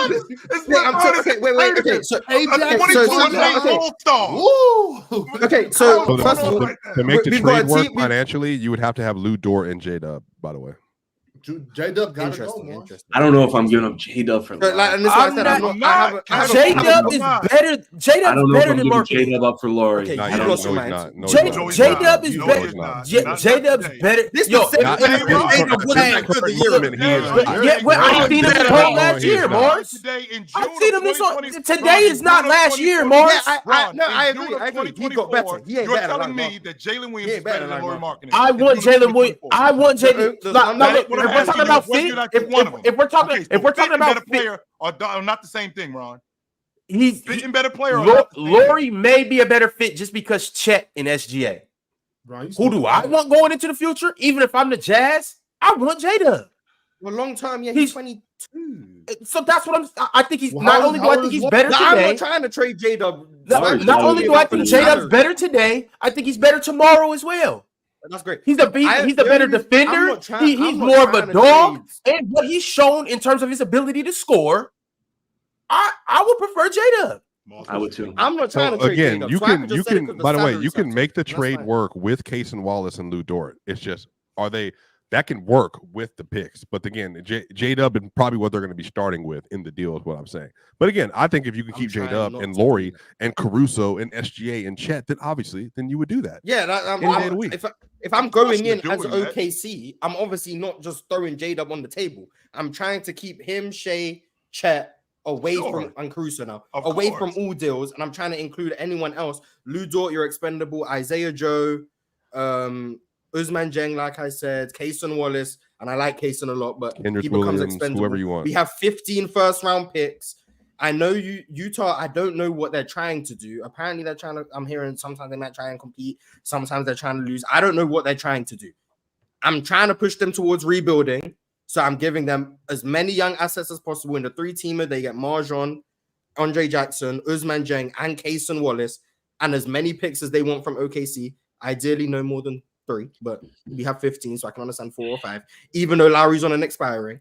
Okay, Milwaukee then get Lou Dort, who provides elite point of attack defense and theoretical floor spacing ability. And Doc Rivers doesn't like to play his young players, so Marjon and Ajax probably weren't going to get the opportunity anyway, especially considering Ajax can't shoot. So even though I like them for Milwaukee, they're not going to be used, so they become expendable. Lou Dort is now valuable. And if you need to throw in something to sweeten the deal, give Milwaukee Isaiah Joe too, then you get an extra shooter. I'm just saying, even if that doesn't work financially, because I haven't put it in the trade machine, I would start the deal around something like that. And then I'll try and make it work money-wise. If I have to throw in some salary, maybe we'll do that later down the line. But I'm starting with that. I'm not trying to throw in J-Dub into the trade. And that's not because I think he's better than Lauri Markkanen. I don't think that. But I'm not trying to throw him into the trade. Of course. J-Dub is not into that trade at all. I promise you they value J-Dub more than they value Markkanen. If that was the case, they would have Lauri. I wholeheartedly believe if they value Lauri that much more than J-Dub, they would have Lauri. I'm talking about I'm so high on J-Dub right now, especially after what I seen last year. They would have to give me picks with Lauri to get J-Dub off You are an insane person, Ron. You know that? Yo, what does Lauri do that's now I understand he spaces the floor. He's 7 foot. He spaces the floor 7 foot. But other than that, and I know Chet bigger body than J-Dub. He's a bigger body than J-Dub. We don't watch Utah. It's understandable. He gives him a better physical profile than J-Dub. And that's what but and it moves J-Dub to the 3. Yeah, but no. Yes, but I'm trying to have them both together. I'm not. That's perfect. I'm not. Yeah, I'm not. Do we live in a move perfect one world? or the other? We'll see. I'm with Ron that I'm not moving. We obviously do because they just traded Josh Giddey for Alex Caruso, and they didn't have Josh Giddey closing games. So obviously, they live in a perfect world. They live in a great world. I wish I lived in a world where I had. I'm just saying. I think my little 3-team trade. If I can make the salaries work, I'm not going to get in the trade machine. That's all long to me. But I think Lou Dort to Milwaukee makes sense because, like I said, Doc is going to play younger. Yeah. Lou Dort to Milwaukee makes sense. In that 3-team deal. I'll frame the trade again. And so Lou Dort will go to Milwaukee. Andre Jackson and Marjon Beauchamp will go to Utah. OKC will also give Usman Jang, Kayson Wallace picks and any young piece of their choosing. Isaiah Joe can go to Milwaukee in this deal. Aaron Wiggins maybe. They'll go to Utah or Milwaukee. And then Utah's only giving up Lauri Markkanen and maybe some like salary filler if they need to. So Utah, I want to make sure I'm understanding you correctly, Mars, because I want to make sure I'm on your page. So Utah, in exchange for Lauri Markkanen with this 3-team trade, I get 2 rotational players as of right now who can maybe be stars later on. What kind of draft picks are you giving me in exchange for that? The picks. Let's look at the picks Oklahoma City have. They got like 15 of them, and 8 of them are ones. Milwaukee's not throwing in picks to get Lou Dort if they're coming off 2 basically first. And mind you guys, I want to make sure that we're clear. And Andre Jackson are basically. Mind you guys, I'm giving up almost a 20-10 guy and a fringe all-star. That's what I'm giving up. And in addition, I'm getting back. This is what I'm getting back in exchange. I'm getting back. I don't even know the kind of ones I'm getting back, which aren't going to matter. We have OKC have Utah's pick for next year, but it is protected. What are these? So I guess Utah don't even need that. That also matters too. Like what picks are OKC giving up? That matters. Yeah, that's why I'm looking at their picks now. So they have this year's 12th pick, which is Houston's. Ideally, they keep it, but if they can't, I'm fine with throwing it in. But ideally, they keep it. Next year, they have a pick swap with Houston. You can probably give that up. They also have Utah's own pick next year, which is protected 1 to 10. So if Utah try and be competitive next year and ends up being a 12, they should get that pick back. They should probably want their pick back. So you give Utah back their pick, which is great for Utah. It benefits them. So you give the 2025 Houston swap, a Utah pick. You'll go down the line. You've got a Warriors pick in 26 with that's the second round. Never mind. I was going to say that would be very valuable. You got a 27 Clippers pick. That can be valuable. That could be valuable. I'd want some Clippers picks from Utah. So if you got a Clippers pick in 27, you might have to give that one up. You give that one up, that might be able to make the trade work. I ain't gonna lie. And then everything else down the line, we're looking at 2030 is OKC's pick. But you know how I'd be willing to give up 3 picks. Houston pick swap next year, Utah's own pick back, and that 2027 Clippers first, which I think would be the most valuable pick. But GMs are thinking now though. So essentially, we start because over. of the way that's the CBA. What we're doing if we're moving off of Lauri Markkanen. The way the CBA is structured. The way the CBA is structured right now, they're looking for more premium talent that they know works, and so I think that's why. I think for Utah, they would not move off of J-Dub more than likely because those are good guesses. Like we can make good estimations down the line, but we know for a fact that J-Dub for GMs right now having to maximize this current allocation of money they do have accessible to them. J-Dub will probably be the priority for them that I would do personally. But, so who is Utah? OKC is not giving up J. I don't know what makes you guys in your right mind think OKC's coming off of J-Dub. Not only that, I mean, you've heard me make this most intricate trade I've ever made to try and get J-Dub to stay on the team. I'm not trying to do it. But I'm trying to do everything. I'm telling you, it's no circumstance where J. I agree. They won't make. I don't think they'll make the trade. It has to legitimately be another all-star, 3 or 4, maybe 5, that they get for J-Dub. It mean? legitimately has to be an all. And I know Lauri was an all-star. I'm talking about an a perennial all-star, all NBA all-star, a perennial all-star, all NBA player. It has to be somebody of that caliber. Otherwise, they're not coming. I don't think there's many perennial all NBA players you're going to get for J-Dub right now. Unless I don't think there's any. But that's the thing, though. I'm not trying to give him up anyways. So you're going to have to give me something that I can't refuse. My whole thing on the Lowry, they probably won't do it. They're OKC. This Lowry's last year under contract, and then if so, is he going to be a 1-year rental, or what do you do with him? Do you extend him on a lucrative deal? Because then you got Chet. SGA has a super duper max coming soon. Chet's going to have to get paid in 2 to 3 years. J-Dub's going to have to get paid in 2 to 3 years. So financially speaking, we can worry about that in years. You got wiggle room with that. That's the great. I know, but I'm just saying for Lowry, because once Lowry's off the books, all this doesn't matter because they don't need any of this. Case and Wallace is going to develop. He's going to be a $25 million a year player, and then they're going to re-sign Caruso. They're locked in. Like they're whatever they want, they have. They literally have access to whatever they want. That's the situation they're in right now. Literally whatever they want. How old is Lauri Markkanen? I think he's 27. 27. He just turned 27 30 days ago. So he's 27. So how many more years do you think he got at this level? He's a win now. 6?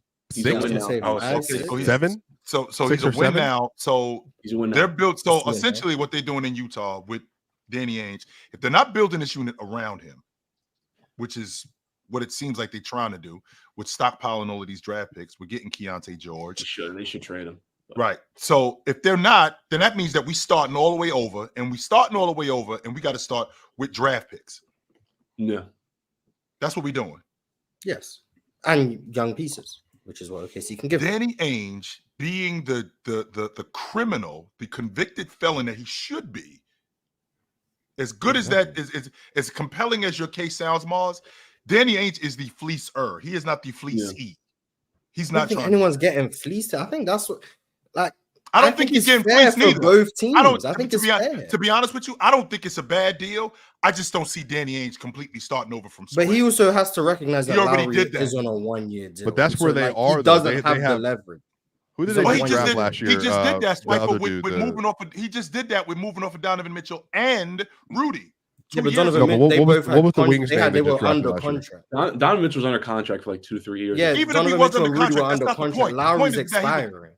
That's not the point. The point is that this Donovan Mitchell and Rudy Gobert era, it had come to an end. Danny Ainge had seen that everything, as good as these guys were going to be, that was it. He was moving on from them. So more valuable players than Lowry, by the way. And he brings in Lauri Markkanen. And now I'm going to build this thing around him with draft picks, obviously, because you're not going to get anybody to come to Utah as a free agent. That's not going to happen. So it's going to have to be with trades and draft picks. So I'm going to go in the division again, and I'm going to give, in addition to giving Minnesota Rudy Gobert, I'm now going to give Oklahoma City my best player. I just gave my other best player to Minnesota. So now I'm going to give Oklahoma City my best player. I just can't see Danny Ainge doing something like that. He can do it. I see Danny Ainge asking for more than like 2 first-round picks. I think Donovan Mitchell went for 4. Well, Donovan Mitchell was the better player by a mile, and even if he is, even if that's true, casual, I got a 20-10 fringe all-star. You think I'm only getting 2 1s? That's, you know what that is? That's basically fettuccine. No, that's what I'm saying. He's going to go in a in the meeting 16-ounce for like steak. 4. Oh, he's going to go in the meeting asking for 4. I think you're underselling the fact that he's on the last year still. 96. 96. The fact that he's on the last year. The fact that he's on the last year of his deal. I mean, what too? And the fact that Lauri is in the last year of his deal, Mars, that gives him leverage because what was the Siakam trade like? Because Siakam was, although it was Bruce in season, Brown, he's on his last year of his deal. 2 first, right? What did the Siakam deal look like? That's a good point, casual. Siakam and Lauri, I could see them being on that same type of level. I personally like Siakam better, but I'm just saying. It would be similar value. It would be similar value. Bruce Brown, Kyra Lewis, Jordan Nwora, a first, another first, 3 firsts. 3 firsts. Okay, I thought it was 3 firsts. Okay, that's eerily similar. Do y'all think it's wrong? To what Mark said, eerily similar. Yeah, no, that's eerily. That's and eerily Bruce similar. Brown's a negative asset at this point. So but at that point, though, Bruce Brown was a good asset, though. At that point, no, from what we thought, Indiana, he wasn't playing good for Indiana. Yeah, I mean, he still had the Nuggets value. Still, it wasn't. It was only part of the season. The trade I just offered of the young guys, the 3 first-round picks, is more value than what Toronto got for Pascal. I would have to agree with you, Marsh. So I don't think I'm fleecing. I think I'm giving fair value. I think everyone wins in that situation. Also, chill. I think you're overvaluing Lauri under the sense. No, I'm not. No, this is what I'm saying. This is what I'm saying. He's just my Danny Ainge. That's who I'm thinking about. That's who I'm thinking about. I got you, but also too understand. I don't think that they view Lauri as their centerpiece moving forward. I think that they believe he could be a valuable piece, but do they think he's their number one option, their franchise player, a guy that we need to stick with? No, because if that was the case, they'd have him signed to a long-term contract already. We wouldn't even really be to this point. It would be more so rumors about them re-signing him to a max extension. I think Lauri I think Lauri Markkanen more than anything. If Danny Ainge was going to move off of him, I can't see him doing that again in the division. Like I could see him throwing a monkey wrench in this and moving him to like Philly or something like that. I could definitely see him doing something like that. I could see him. I do like him in Philly, but I can't see him. I just gave my best interior defender and big man to our division rival. I can't see him doing it again to another team in the division. I'm gonna give 2 of my best 3 players to division rivals. No, I can't see Danny Ainge doing that. Did you see Howard Beck? Apparently, Howard Beck said Jimmy Butler will be traded at some point. Rivals have been buzzing about it for months. I'm sure of it. I'm sure Jimmy. Miami has gotten everything that they've gotten. Please. Jimmy Butler to the Western Conference? Please, chill. Please let it happen. Oh my gosh. What? That would be spectacular. That would be great. Why can't you stay in the East? No, they're not trading him to the Eastern Conference probably. I don't know if they think he's a needle mover like that. I do. I think Jimmy Butler would be all this Lauri Markkanen stuff is cool.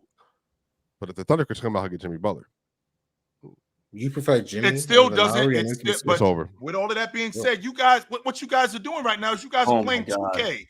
We still haven't addressed the problem that if they had Jimmy freaking Butler and we already have Jimmy Butler. We have him. His name is Shai Gilgeous-Alexander. He's all right, man. You're Jimmy Butler. You are tripping once again.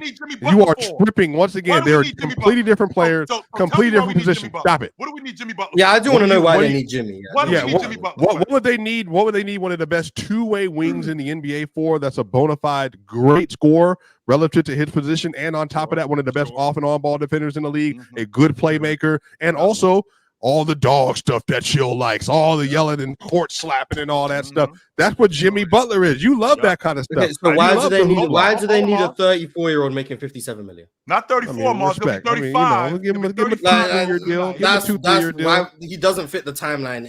Let him finish out. Let him finish out the Chet Holmgren, the little, all that stuff, the J-Dub, and then get rid of him. OKC? Man, do everything you can. I'm saying if I'm Golden State, I'm doing it. If I'm the Lakers, F these picks. Here's Austin Reaves and D'Lo. I don't care. We'll make it work. We'll figure it out. Speaking of OKC trade, this sounds really dumb, but Colin Cowherd 10 minutes ago on his show said Thunder. This is his big brain trade that he thinks the Lakers should do. Thunder, Jalen Williams, Carson Wallace 4 first for Anthony Davis. Wait, what did you say it again? Say it again. Colin Cowherd said on his show 10 minutes ago the Lakers should flirt with trading Anthony Davis for J-Dub, Carson Wallace, and 4 first. For their future? For their future, stay away from bringing the Lakers into things. For the Oklahoma City Thunder. Colin Cowherd, they won't do it. Just make everything about the Lakers. That's what it is. Make everything about the Lakers. It shows up a problem that they have. Plus, you guys just mentioned it. Mars just mentioned it. You're talking about closing lineup. Can you imagine a closing lineup with Alex Caruso, Shai, Anthony Davis, Lou Dort? These are your defenders now. These are your defenders now. And Chet Holmgren, that's your closing lineup? Yeah, but the Lakers aren't doing that because they're still trying to win a championship. Lakers aren't doing it for no reason. He just wanted to talk about the Lakers. Right. He just wanted to talk about the Lakers. That's just stupid trade. Fellas, I gotta get to these super chats though. We about to get out of here in a few minutes. Don't forget shout out Malik Monk too. But Malik Monk. What 4 year 78? 4 year 78? Yeah, shout out to him for taking less money than he could have got elsewhere. Shout out to him. He didn't want to go to Detroit. He can go somewhere else. Malik is cold, bro. That's my type. Sac fans should be celebrating like this is a championship. You wouldn't want to leave Sacramento either, Swipe. I love Sacramento. Ugh. It's a great city. Relax, Mars. It's not my favorite city in Cali, but it's definitely up there. Ron, you been to Sac? I used to live in Sac. You said for 4 years? You lived there for 4 years? You played? Did you play at Sac State? Is that what I'm hearing? Nah, Cal Poly? It's for sure better than Seattle. I wish. UC Davis? Nah, Facts, I was a little further up north. I can guarantee Sac is better than Seattle. Ox, did you play for Sac State? Is that what I'm hearing? No, I ain't playing Sac State. Did you play? He should have, but shout out to Coach Cass though. Shout out to Coach Cass. They don't. The thing, the problem with Sac State, Swiper, they don't recruit in Sacramento enough. Like they don't. Why? Especially when I was there, when I was still around, like when I was in high school stuff, a lot of guys weren't getting recruited from Sac State. I mean, well, Ox in their defense. Stop it, Ron. All right, okay, all right. Ho. It was I'm not getting at the talent. I'm not getting that talent. I'm not getting that talent. It was so many dudes in Sacramento that went to smaller schools or mid-major schools around California, all over, that if they would have went to Sac State would have been dominating that conference. There's too many schools in California, so I think that's really the big issue. Way too many schools. Yeah, but, all right, y'all. I got a super chat from Jay Desert. Been a member for 7 months. He said Hurley was never leaving. Money wasn't the issue. He and his family already got money. Laughing emojis. Sound like Cope. Everything in Connecticut already paid for, house, cars, etc. That sound like Cope to me. Had he got 14 mil, he would have been gone. Let's go. Yeah, he would have left. Yes, he would have taken. We don't know. We don't know. But when his dream job's the NBA, and you get that doesn't mean it's $100 million, it's a little different. Sometimes the inconvenience isn't worth the money. He could have still truly said no, but the odds of him saying yes would be a lot better than the odds of him saying yes to $70 million. No, yeah, sure. I believe Coach Hurley stands on his nuts and turns that down. Gandhi KV2 said, "We need a player's choice playoff debate. Who's the best at player's choice? Chill's been on fire lately." This obviously is a Celtic fan. Oh boy, Chill, you been getting cooked. You got cooked last week. Maybe that's why he's saying he's been on fire. Stop it. Maybe he's saying that's why he's been on the fire. grill. You got cooked the other day, Chill, and you my dog. Like you my friend. You got worked. That Jason Tatum. Yeah, I'm not gonna say his name because Mars is gonna. That's why he got cooked. He literally got put on the fryer. He got cooked.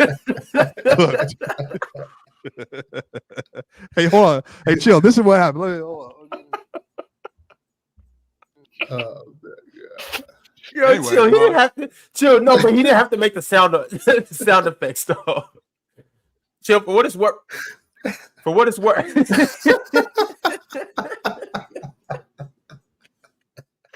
How do you just have a frying pan just like accessible within like a two second walk? He right next to his kitchen. He's right next to his kitchen. Oh damn! Yeah, I'm shooting Yo, Chill. For what it's worth, I don't think you got cooked for real. I don't even know which Jason Tatum discussion it was. I just assumed it was about Jason Tatum. Because I agree with you about the Celtics and Jason Tatum. So, matter of fact, I think Jason Tatum is better than you think Jason Tatum is. So, W. You know what I'm saying? I don't think you got. I'll just keep it quiet. He got it hidden like a conspiracy theory. You too big to have that little ass pan. What you? These are lifting shorts, my dog. I'll be at the gym. What do you think I'm doing? I'll be in the gym. My pan. No pan. Oh, that pan is it's just for like vegetables and stuff like that. That's all. So that's all the vegetables you put. But you need more. No, it's not. That's not even little. That's probably like a 10-inch pan. What you talking about? I wasn't on 10-inch. Damn, Swiper. So you really get wow. Never mind. I cook for real. I cook for real. That's what you think 10 inches is? What? All right, bro. All right, sure. That's why we don't get to play back. That was allowed to go. Here we go. My mind is cooked that to like way. Here we go. No, yeah, relax. And come on, bro. Chill out, bro. See, you done ran Swipe off the show, and then he went to change them low ass pants that he got on too. Kyle Martinez said, his conscience told him to tell that. Kyle Martinez said, "Who are y'all's favorite obscure role players from y'all's favorite teams? Terrence Jones and Zauchi, even though he didn't get much PT, are mine." W Rockets fan, man. Rockets fan. Terrence Jones was fine. We all know that Ox is a loose Scola guy. That's his dude. We all know that. So that's not even a question. But let's talk about your favorite team. Your favorite team. So my favorite team, obviously being the Kings, I would have to say Reeves. Reeves Vasquez. Let's go, Reeves Vasquez. That's my dude. Reeves Vasquez and Beno Udo. What y'all know about Drano? I don't know about Drano. Respect Luke Rittenauer. Real quick. So last I checked, this is a debate show. Is everything? Am I going to win every last one of these? No, but I've fried. I want to make sure that I'm not going to win every. What debate have you legit beat me in? Chill. What debate have you legit beat me in? Which one? I'm being for real. I'm being dead for real. What debate have you beat me in? Don't lean into the camera. Don't lean into the mic. Don't lean into the mic. I'm not going to do nothing to me. Go ahead and put the isolation up there, Ron. Put the isolation up there, Ron. Chill. I'll let you pick the. No, hold on. I'll let you pick the topic. I'll let you pick the money. I'll let you pick whatever you want. We can go any era, any bar, any player you want to get. I'll stop. Go ahead. Bring a topic up. Say a topic. Knock yourself out. Let's do it right now, fellas. We could do this, but we got to go over the playback to do it. So if y'all really want to do this, let's get to these super chats. Y'all can come up with your topics, and we can go over the playback and do this. Chill. You're still stuck in the Golden Girl era. Come see me in Fresh. Swap ain't know he was gonna get pressed like that. I'm stuck in the Golden Girl era. How about that? That's funny.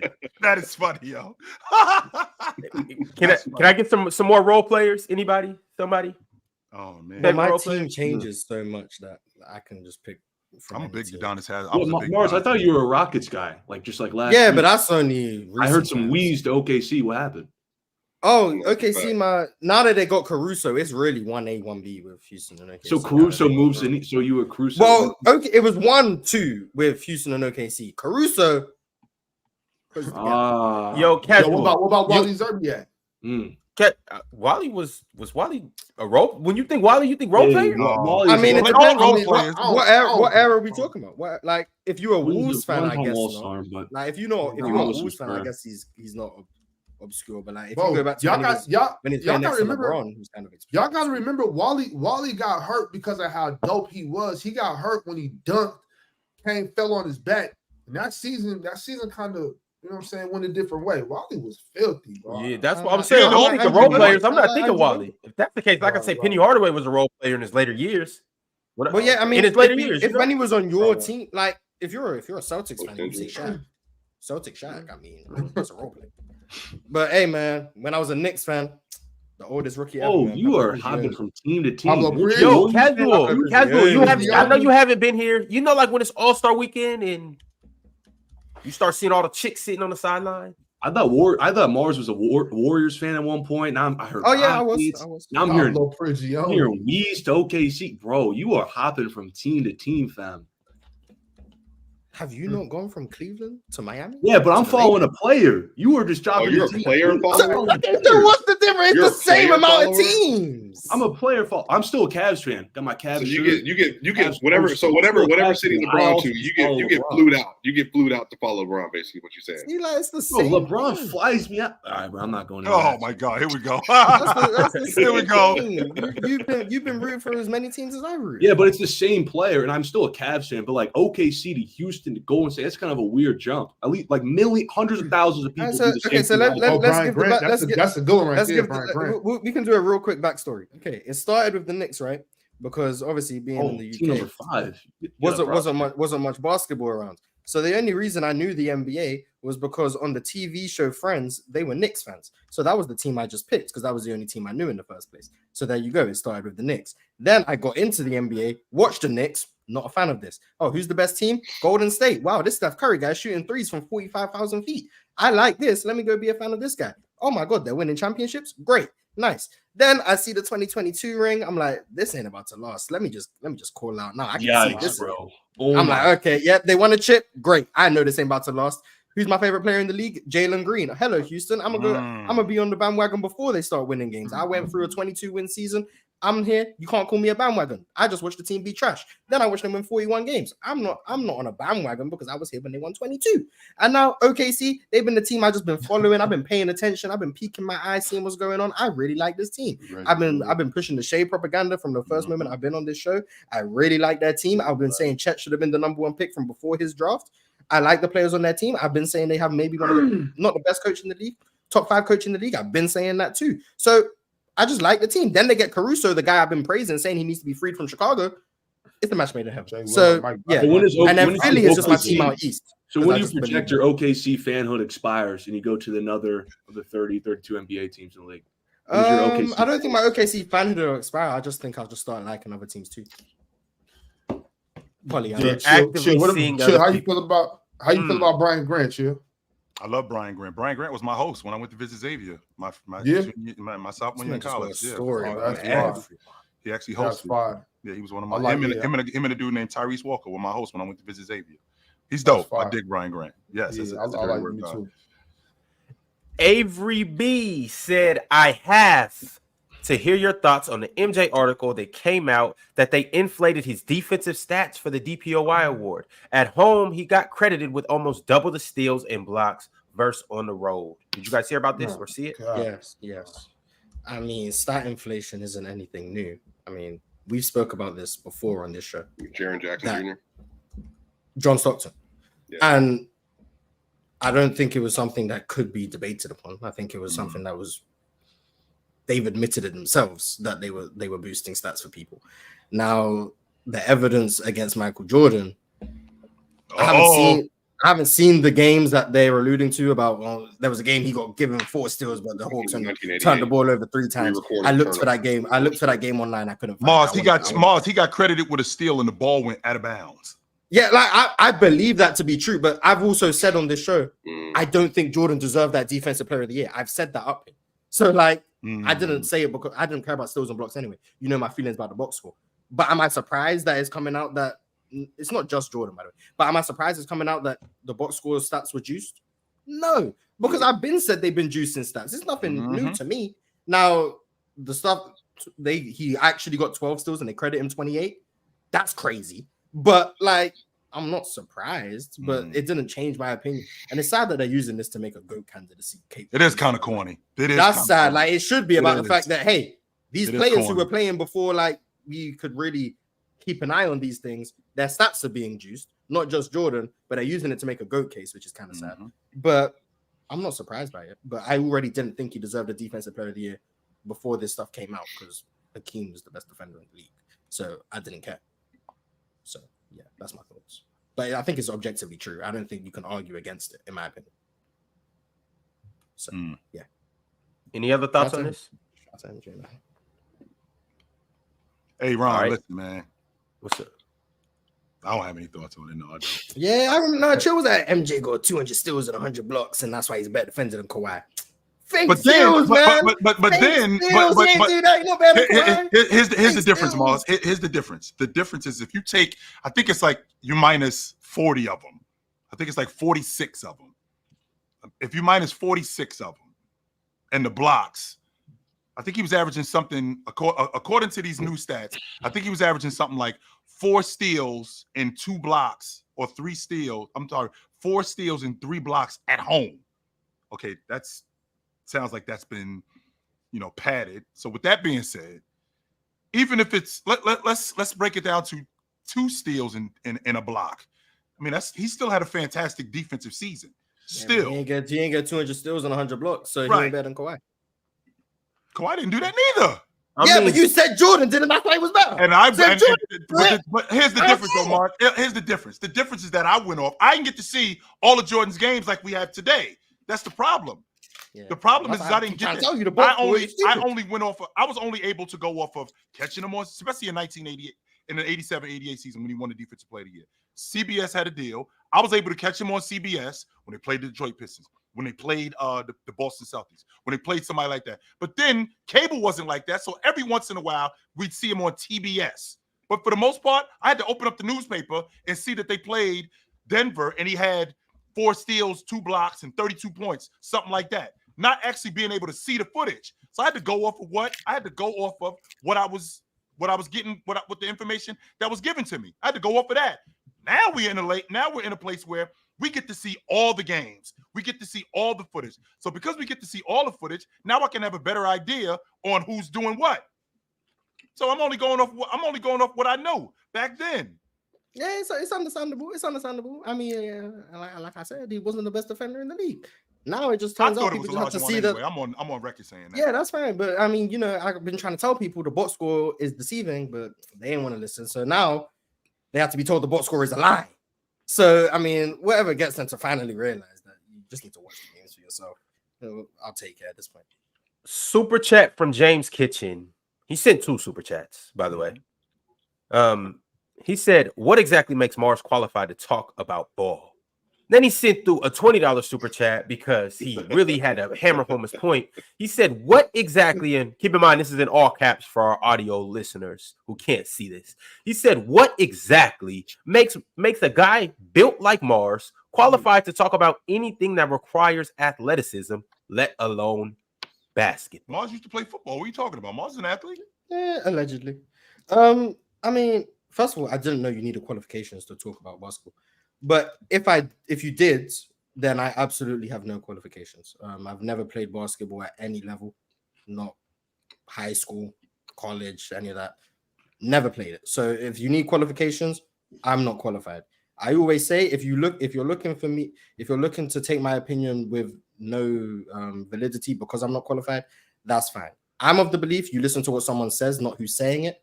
So if you think what I say makes sense, I don't think it should matter that I've never played basketball. If you think what I'm saying doesn't make sense, then I think that's fine and we can have a conversation. But if you're saying everything I say is stupid because I don't play basketball, then that's fine. We can just agree to disagree. I appreciate it. $25 to ask that question.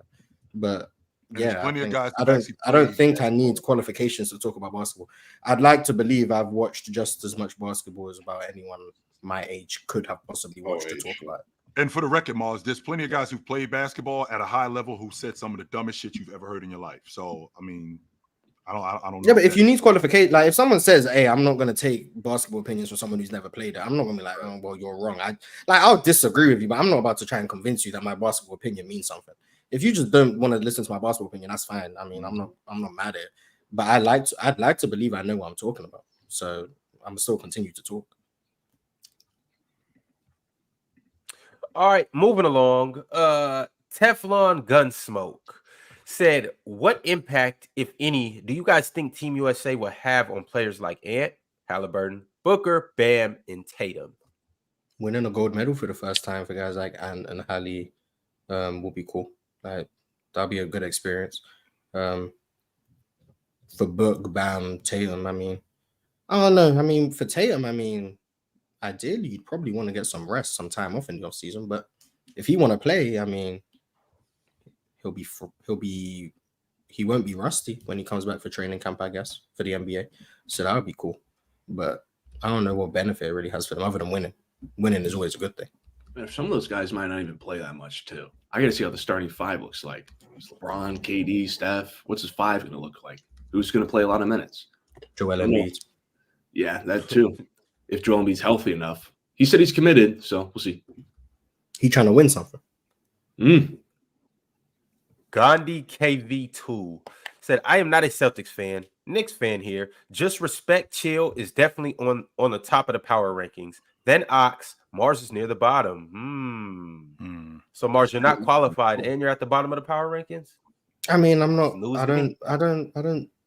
I don't enjoy debating that much. So yeah, I mean, if you want to put me at the bottom, once again, I don't either, but it is what it is. I just want to talk basketball. I'm not here for everything to be a debate or for everything to be a cooking. Unfortunately, I gotta knock Swiper's teeth out every once in a while, but that's cool. No problem. I'm legit asking for one time. You think you've beaten me in a conversation? I'm specifically asking for the one time you beat me. I mean, you started with Rudy Gobert should get more post touches. I didn't say that. But I said, get it right. I didn't say that. You are the 2023-2024 LA Lakers, bro. You are the one who misconstrued. If you want to match up with me, could I let you?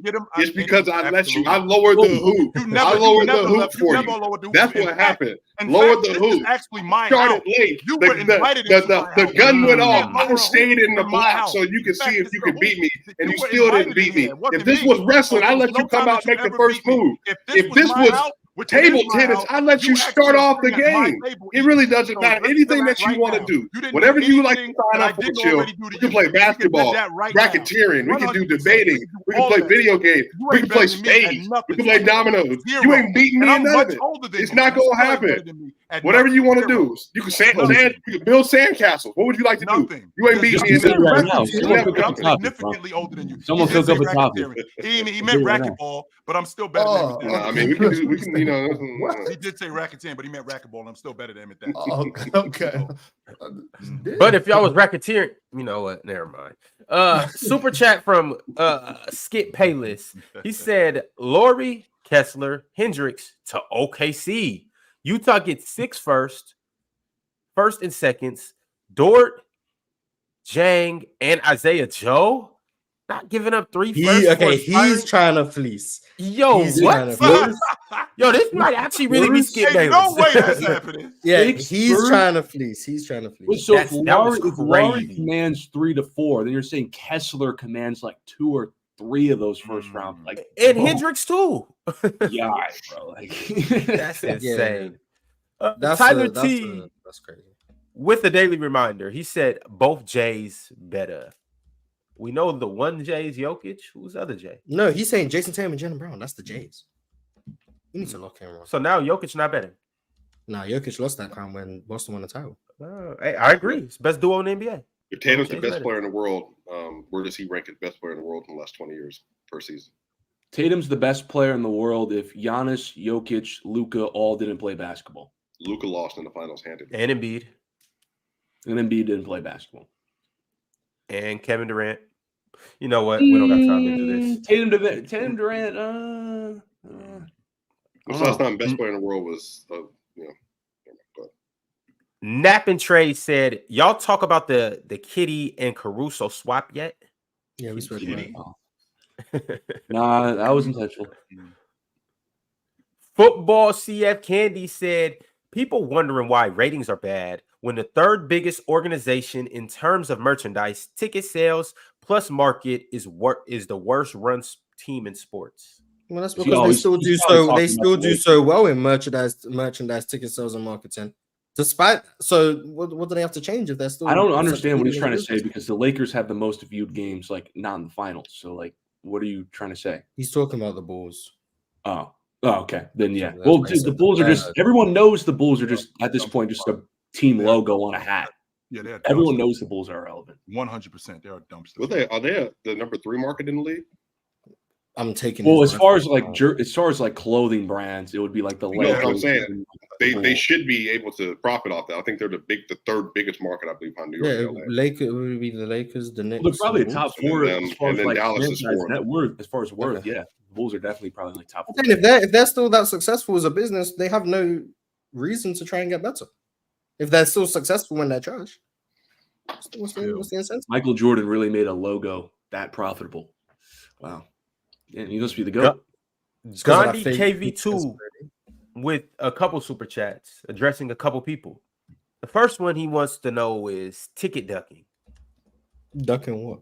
Yo, Ticket, you said you hear all. You said you're everywhere. We need to know, are you ducking? And if so, why are you ducking? And if so, where are you ducking? Gandhi, maybe he's listening. Maybe he gets back to you. The second one was addressed to the man in a khaki hat. He said, Swiper, low-key kind of trash. Has he ever done a debate on PC? And he's scared of Ticket. I've done a lot of debates on here. But it hasn't been a debate event since Swiper's been on, so I don't think that's his fault. It's actually been a debate. It's been a debate event every time he's been on there, and he's gotten fried. Name a top. Name a top. Just name a time. I don't know why you guys just don't. No. Wait, name a time show. When Mars fried you, when you talk that bullshit about how many times has Mars called you out on you lying? That's number one. Number two. Oh yeah, that's true. There's plenty of times when that's happened when you just plenty of times. Meaning the 2 times that I had. That's more than once. That's more than once. So twice. So twice. I lost. And on top of that, but chill. We asked about your loser salt and pepper having self. Have you beaten me in a debate? That was the original question. You haven't answered that question. At least I won. At least yes, I have. I made a compelling argument for my man Rudy Gobert about him. Them looking for him more at the rim. Yes, I made a compelling argument about that. 100% I did. I didn't say nothing about compelling argument. Going to a loss to me. No, I was compelled. It sounded like a highly constructed loss. I was compelled. I was compelled. Ladies and gentlemen, we are still on our way to playback. Yes, we just are. Have some more super chats, so we'll get there sooner than later. I read the super chats on playback when I'm on Open Gym, but Ron can't do that. So there's levels to this. We got to give the people on YouTube their money. Yeah, there's levels to this. It's cool. Facts. Brax said, Mars, let me stop you right now. Joe, can you do me a favor and read this? Mars, let me stop you right now. I know how you feel about the trade, my man, but you, me, and Tank know what you must do. We appreciate your sacrifice. Thunder in 6. Yeah, I mean, you guys will be fine to get to the playoffs with me still being a vocal OKC advocate. But once the playoffs come around, I got to root against OKC, man. That's the only way they're gonna win. So I know what I gotta do. I will be there for you guys. Unless you're playing Houston, then I will say you guys are gonna win so that Houston can win. But every other situation, I got you. Alan L said OKC is going to be scary next year. Oh my God. Also, dub Chicago for freeing my guy AC from the purgatory. Ox, dub Malik Monk. This is every time I see those from Alan L. That's what I think of. Every time. Just think about it. He's gonna keep getting his ass kicked because he don't never have no money in his pocket. I can't wait to buy Alan L's flight to PC weekend. I can't wait for that. You gonna have to buy it because he can't afford it. Hey, so you know how you was just talking about we was talking about Chilling Buddy yesterday. We was talking about what's his name in the chicken, Peter in the chicken. Are you and Alan in that same room? Come on, but don't disrespect Buddy in the chicken. It's not a rivalry because you win every time. Is that what you're saying? Don't super chats every day saying L-Ox. How are you guys? He's spending the money that you're shaking out of his pockets. He's collecting it back up and putting it into a super chat every day to say L-U. We talking about that $1.99, Ron? Don't disrespect Buddy in this. Isn't that 2/3 of what you got right now? Nah, things change, Mars.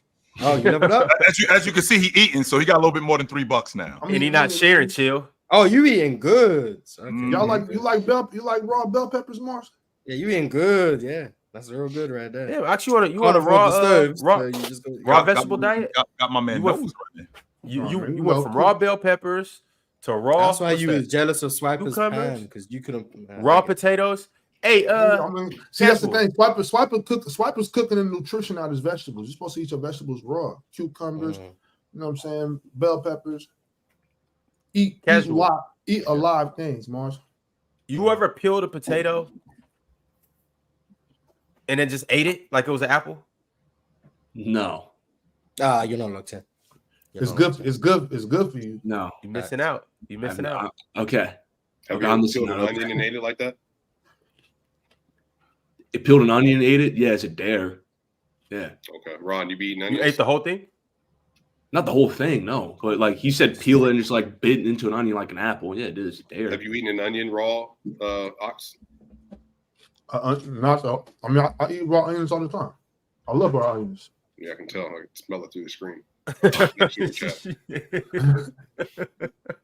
You don't like raw onions?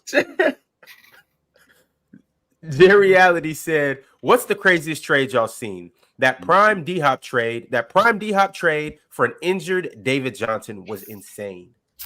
That's up there for sure. NFL trade. I mean, all the NFL trades seem scandalous for a little bit, honestly. D-Hop. What did the Raiders got? The Raiders got Devontae Adams for, I think, a first round pick, first and a second, I think. I think 2 firsts for Jalen Ramsey. No, Jamal. It was probably the recent one, Jamal Adams. They got 2 firsts for Jamal Adams. That made crazy. No sense. Yeah, that made no sense. That Caruso notification was kind of crazy, though. I would say, in like recency bias, that was pretty crazy. All they considered. You sleeping on Giddey? All things considered, what just happened to Giddey in the last year, just seeing the notification was kind of crazy, and it was just straight up too. That was just crazy. All-star potential. Hey, he could see it. They can see it. Caruso ain't got all-star potential. When you're viewed as kind of unplayable in the playoffs, do I want that guy to be my point guard? No. Unplayable in the role he was playing. But then he's going to go to Chicago with less talent around him. Sure. And they're not trying to go to the playoffs, so he'll be all right. But the ultimate goal of the rebuild is to go to the playoffs. And in 4 years, he'll be a better player than he is now. So, if you rebuild, your goal is to be in the playoffs. And if he's part of the rebuild, then he's going to have to be in the playoffs. In 4 years. Yeah, in 4 years. 4 years to get to the playoffs. So long. How long does a rebuild normally take?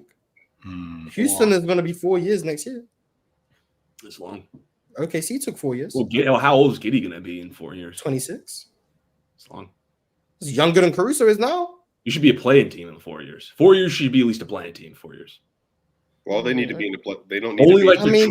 They'll get the 9 seed and then lose, and then if you're not if you rebuild in today's NBA and you're not a playing team in 4 years, you messed up in a couple of draft picks. You messed up. Yeah, probably. Like Detroit level bad. Chicago will be all right. Latest White. All right, Swiper. I'll see y'all Monday. Yeah. All right, Swiper. Yo, what's wrong with y'all, man? The Tribe One said, for Bron and AD, there is a smell test check. If JJ passes it, then his real job is to coach everyone else. I got a feeling JJ will be good. Lakers on 6. Let's hope he's not eating raw onion. Lakers in 6 in the finals. We got to do some roster stuff before we talk about that. But we. You said we to OKC. So yeah, but I just be flying around.